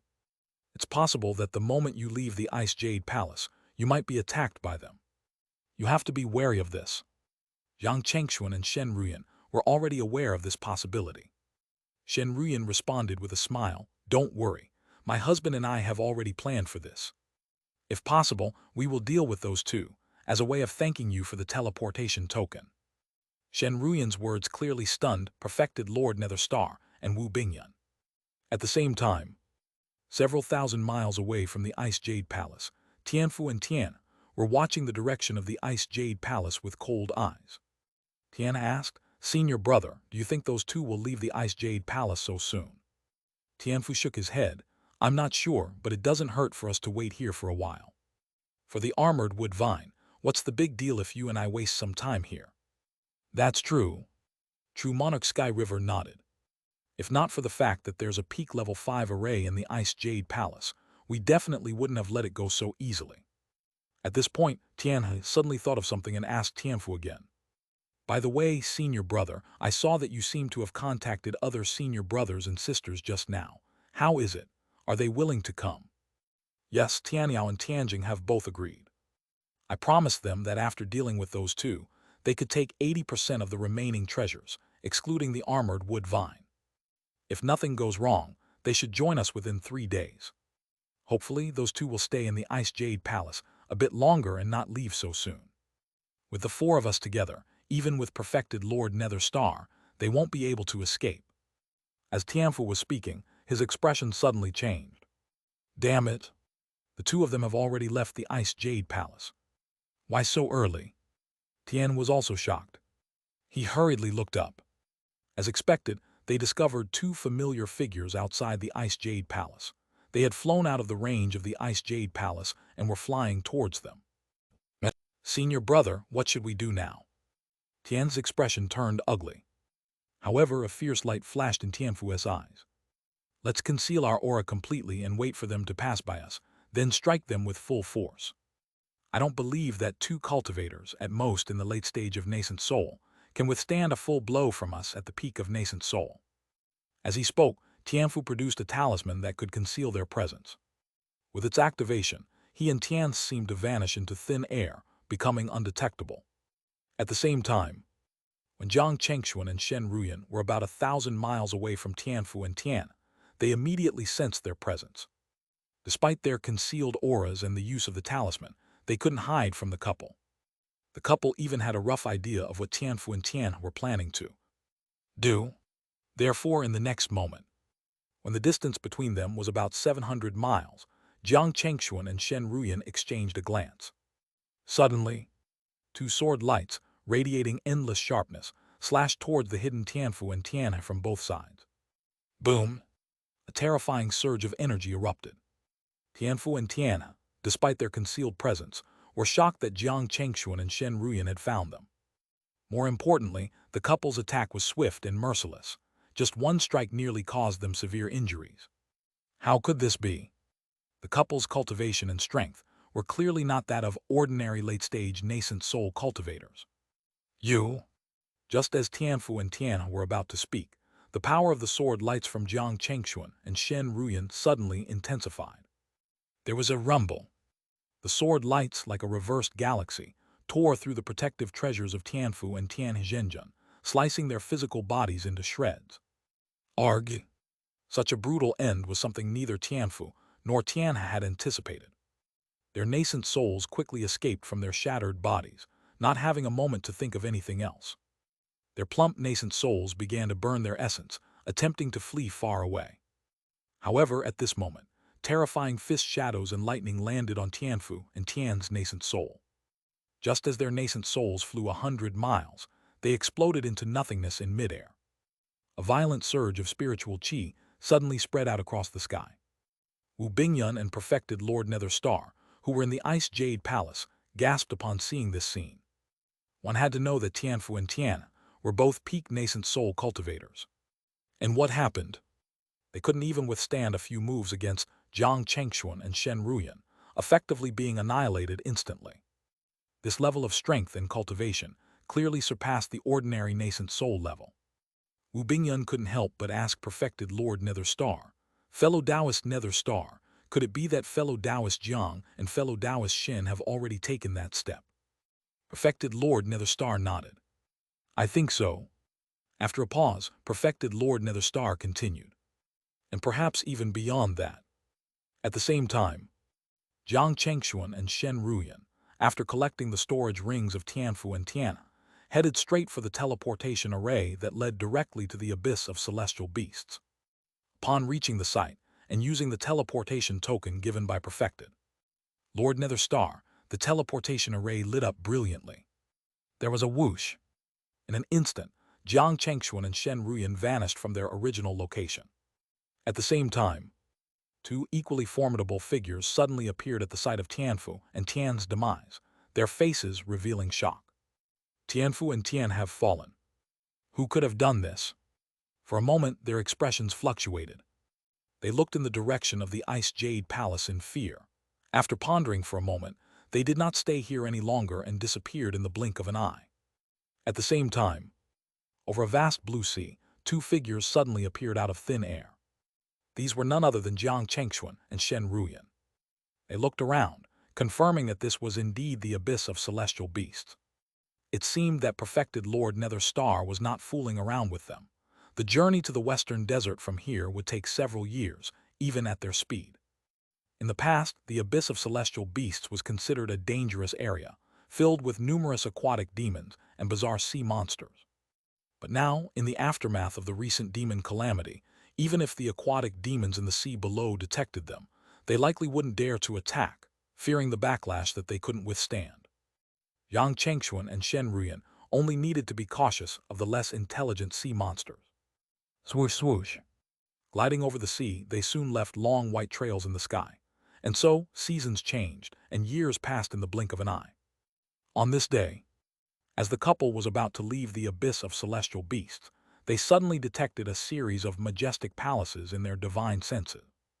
These palaces radiated brilliant spiritual light, with ethereal celestial music lingering around them. It was almost as if they were remnants of an ancient celestial palace. However, Jiang Changshuan and Shen Ruyan, as if they hadn't seen these palaces, continued forward without any pause or intention to turn towards them. Finally, after several more days, they emerged from the abyss of celestial beasts and arrived on a landmass. This place, 1,000,000 miles further west, should be the border of the western deserts, Shen Ruyan observed, looking at the surrounding environment and then turning to Jiang Changshuan. Yeah, Jiang Changshuan nodded. Then let's continue moving forward. As they spoke, the couple continued to fly into the distance. Shortly after their departure, several powerful and immense figures arrived at the spot where they had just been. Among them, a silver dragon gazed in the direction where Jiang Changshuan and Shen Ruyan had disappeared, its voice tinged with regret. It's a pity that they weren't influenced by the mirage. If they had been lured into it, no matter how strong they were, they would have been trapped there forever. What a pity! The other enormous creatures present also sighed deeply at this missed opportunity. A week later, Jiang Changshuan and Shen Ruyan finally entered the western deserts. The spiritual chi density here was similar to that of the northern border and the southern wilderness. The notable difference was the temperature, significantly higher than in other regions of the Nine Essences cultivation world, and the extent of desertification was much greater. It was said that this was once a holy land for Buddhist cultivators, home to many monastic and lay Buddhist practitioners. However, a long time ago, when the barriers of the Nine Essences cultivation world were breached, external demonic beings descended into the western deserts, particularly targeting the then-dominant Buddhist sect, Temple of Serene Blossoms. A fierce battle ensued, and the temple enveloped hundreds of thousands of miles in a sea of golden Buddhist light. However, what the Temple of Serene Blossoms and the entire western desert Buddhist cultivators did not expect was that this battle would become the ultimate battle of all Buddhist cultivators. Among the demonic beings were several late-stage demon lords. The Temple of Serene Blossoms called for reinforcements from all surrounding soul formation forces, while using their foundation to summon the Dharma image of the Tathagata. With great dharmic powers and great divine powers, the Tathagata forcefully exorcised the 3 late-stage soul formation demon lords. However, the remaining demon lords burned their essence, eventually managing to connect to supreme beings beyond the realm. In the final clash, the Temple of Serene Blossoms sacrificed the destiny of the Buddhist lineage, burning the foundation of all Buddhist cultivators in the western deserts to bury the invading demonic beings. When other soul formation heavenly lords from different regions arrived, they found only ruins. The Temple of Serene Blossoms, the once dominant power in the western deserts, was buried in that battle. Since then, the lineage of Buddhist cultivation seemed to have lost its foundation. Despite practicing Buddhist techniques, practitioners could no longer sense any Buddhist power or make progress. Over time, the great battle faded into history. The cultivation heritage of the western deserts evolved, and the Buddhist lineage disappeared. The current dominant power in the western deserts was no longer Temple of Serene Blossoms, but a sect called Sect of Infinite Boundaries, housing 2 soul formation heavenly lords, and was the unchallenged authority in the region. At that moment, Jiang Changshuan and Shen Ruyan, following the directions recorded in the Jade slip given by Wu Bingyun, spent several months traveling and finally arrived at a gray-white valley, their destination, the Fallen Dragon Valley. The spiritual chi here was sparse, indicating that few cultivators visited this place. Had they not known that Wu Bingyun's information was accurate, they would have doubted the existence of any opportunity in such a place. The couple searched the entire valley for several days, but found nothing. It was only after several more days that they detected a very subtle spatial fluctuation in an inconspicuous location. Could this be the entrance to a secret realm? The couple looked at each other. In the next moment, hundreds of array flags suddenly appeared in Jiang Changshuan's hand. He placed these array flags in different directions. In an instant, the hidden spatial fluctuations became more and more obvious. Without another word, Shen Ruyan took out several array discs and sealed off all the aura in the area. Then she turned to Jiang Changshuan and said, "Husband, if I'm not wrong, there should be an independent secret realm here. However, according to the current situation, we still have to spend some time to study how to open this mystic realm or find the entrance. Yang Chengxuan had anticipated Shen Ruyan's concerns. If this secret realm were easy to find, Wu Bingyun would not have offered its location as part of a trade. Fortunately, they still had ample time. Utilizing their expertise in arrays, combined with Jiang Chengxuan's calculations and the heavenly eye of insight, they spent about half a year before finally detecting the entrance to the spatial realm in a particular area. However, this entrance was completely sealed. Even though they had found it, without the proper method, they still could enter. Shen Ruyan was somewhat anxious about this. They had spent so much effort and time to finally find this entrance. It would be incredibly disappointing if they were stopped at this step. Ruyan, be patient, Jiang Chengxuan said, his face showing a faint smile. Seeing Jiang Chengxuan's expression, Shen Ruyan, who was a little anxious, immediately calmed down. Husband, have you thought of a way? She asked. Not exactly, Jiang Chengxuan replied with a smile and shook his head. However, I do have an item that can open this realm's entrance. A treasure that can open the entrance. Shen Ruyan was stunned. Jiang Chengxuan smiled and nodded. Yes, exactly. He then extended his hand, and a key emitting a special luster appeared in his palm.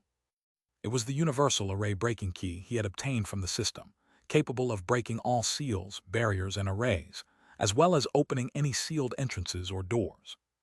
He had used this key before in the ruins of the Golden Furnace sect. With this key, it was clear that the sealed entrance to the spatial realm would no longer be an obstacle for them. Without any hesitation, Jiang Chengxuan held the key and gently turned it towards the entrance of the spatial realm. Crack! A crisp unlocking sound suddenly resonated. The next moment, in front of Jiang Chengxuan and Shen Ruyan, a clear portal materialized within the void. The portal transitioned from ethereal to tangible, finally forming completely before them. Seeing this, Jiang Chengxuan immediately said to Shen Ruyan, Wife, let's hurry and enter. Now that the entrance to this spatial realm is open, I estimate that this portal won't stay open for long. Once we're inside, we need to search for whatever is in there as quickly as possible. Okay. Shen Ruyan nodded. Without any hesitation, the couple stepped through the portal, entering the independent spatial realm. Buzz. It felt like passing through a barrier. When Jiang Chengxuan and Shen Ruyan looked around, they found themselves in a relatively dim space, surrounded by nothing. It was gray all around, as if the air was covered in a layer of dust. The space wasn't vast. They were able to explore it in just a short amount of time. Unfortunately, they didn't find anything significant. It was only when they reached the most secluded corner that they discovered something resembling a Buddhist shrine. The shrine was dark yellow, perhaps due to its age, emanating a strong sense of decay. Was it possible that their journey here was in vain, without any gain, and even wasting a universal array-breaking key?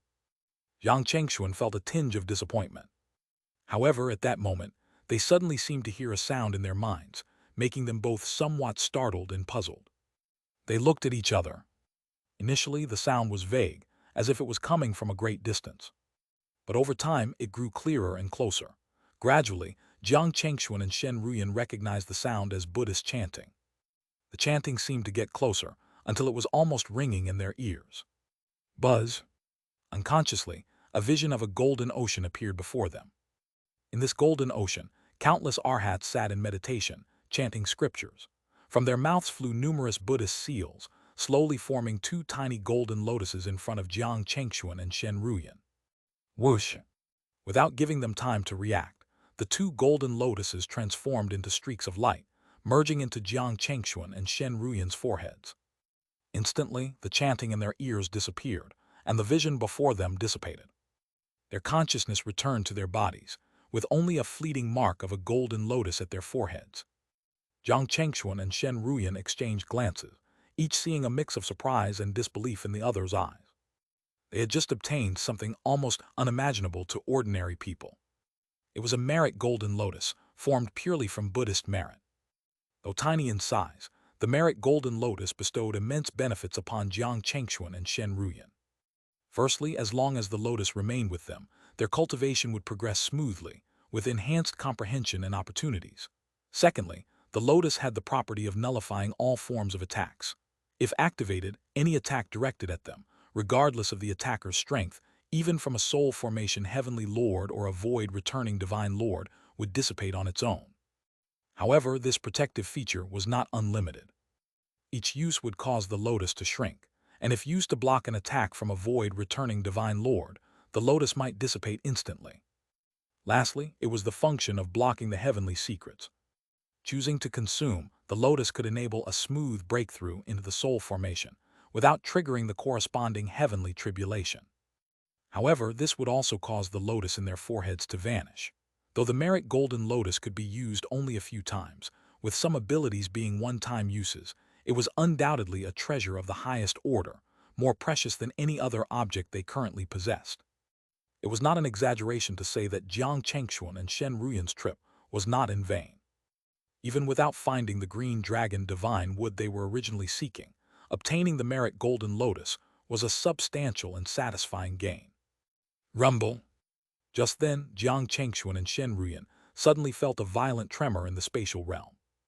Roaring sounds echoed in their ears, and they could clearly see black spatial cracks appearing in the void at a distance. Not good. This spatial realm is about to collapse.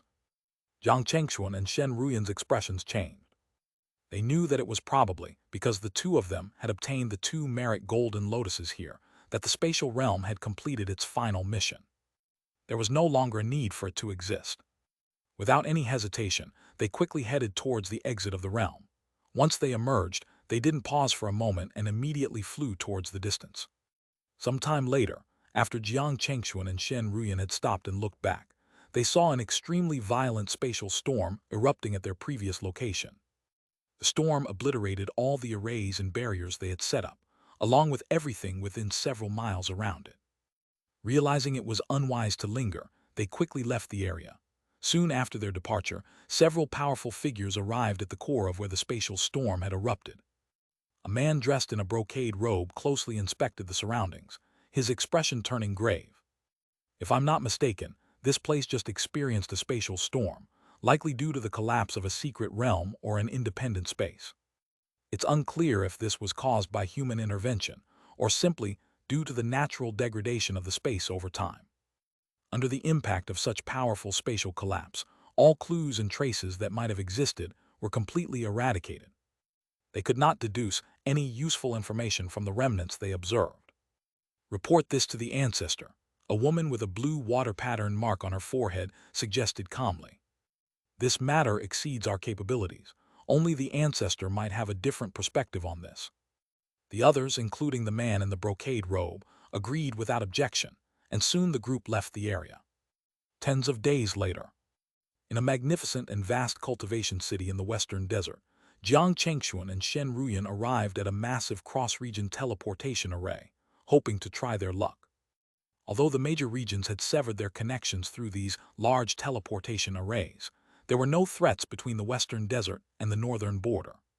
So, with a mindset of giving it a try, Jiang Chengxuan and Shen Ruyan came to this place. For Jiang Chengxuan and Shen Ruyan, traveling across regions by flight would take too much time and carried the risk of encountering dangers. So, if possible, they preferred to return to the northern border via a super large cross-region teleportation array.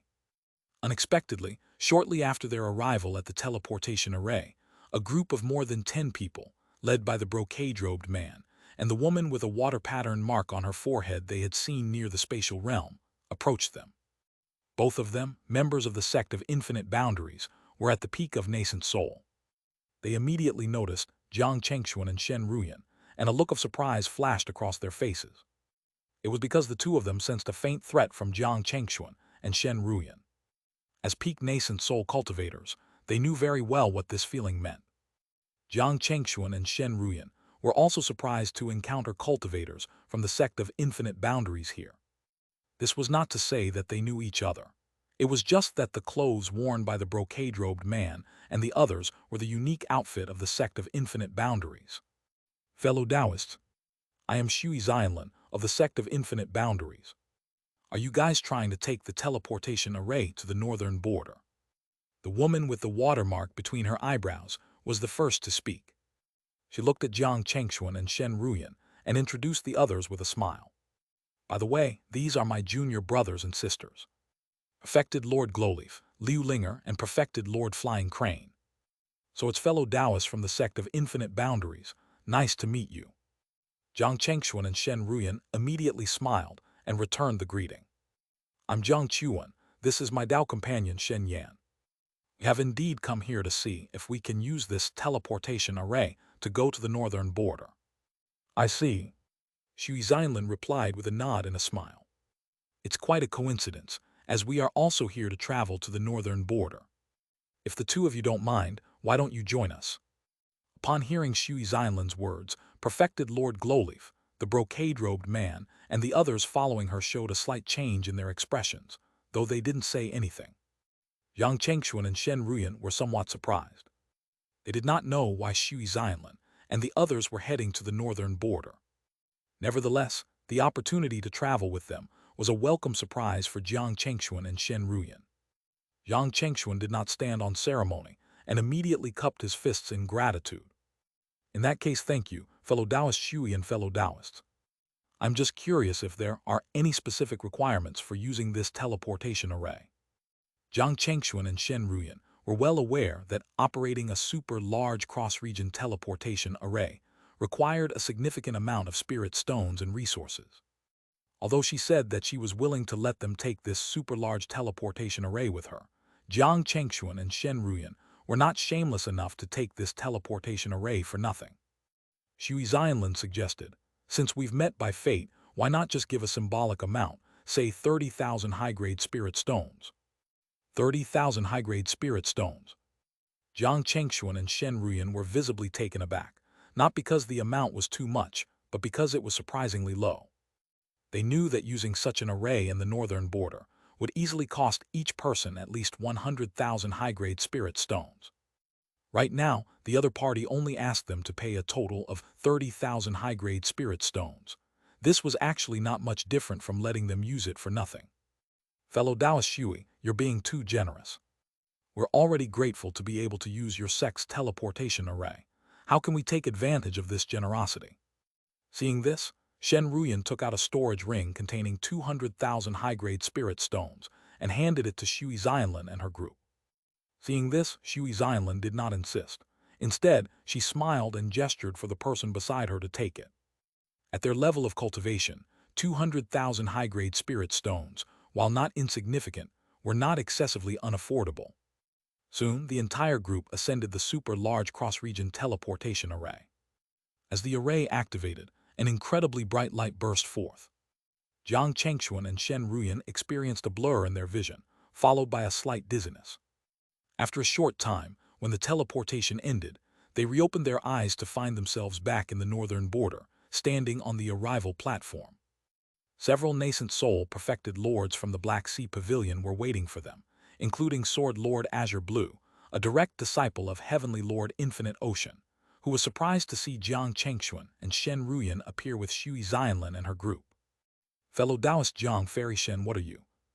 Seeing Sword Lord Azure Blue greet Jiang Chengxuan and Shen Ruyan, Perfected Lord Glowleaf, and the others looked at each other in confusion.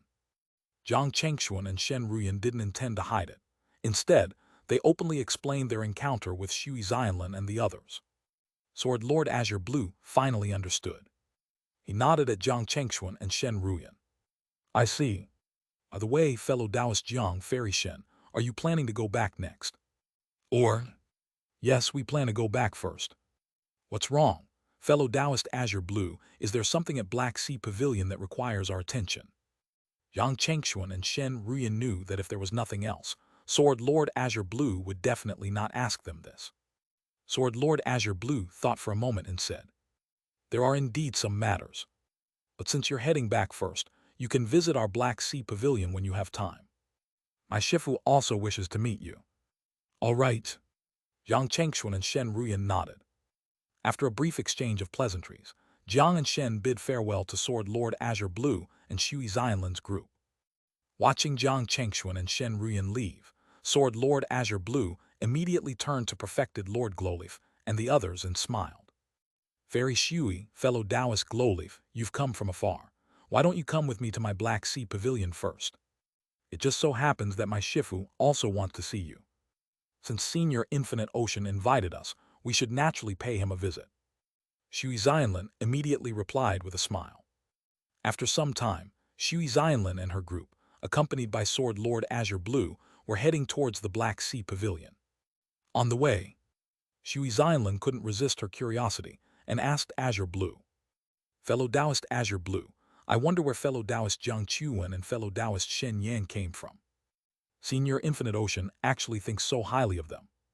Jiang Chuan Shen Yan. Hearing how she addressed Jiang Chengxuan and Shen Ruyan, Sword Lord Azure Blue's expression immediately became a little strange.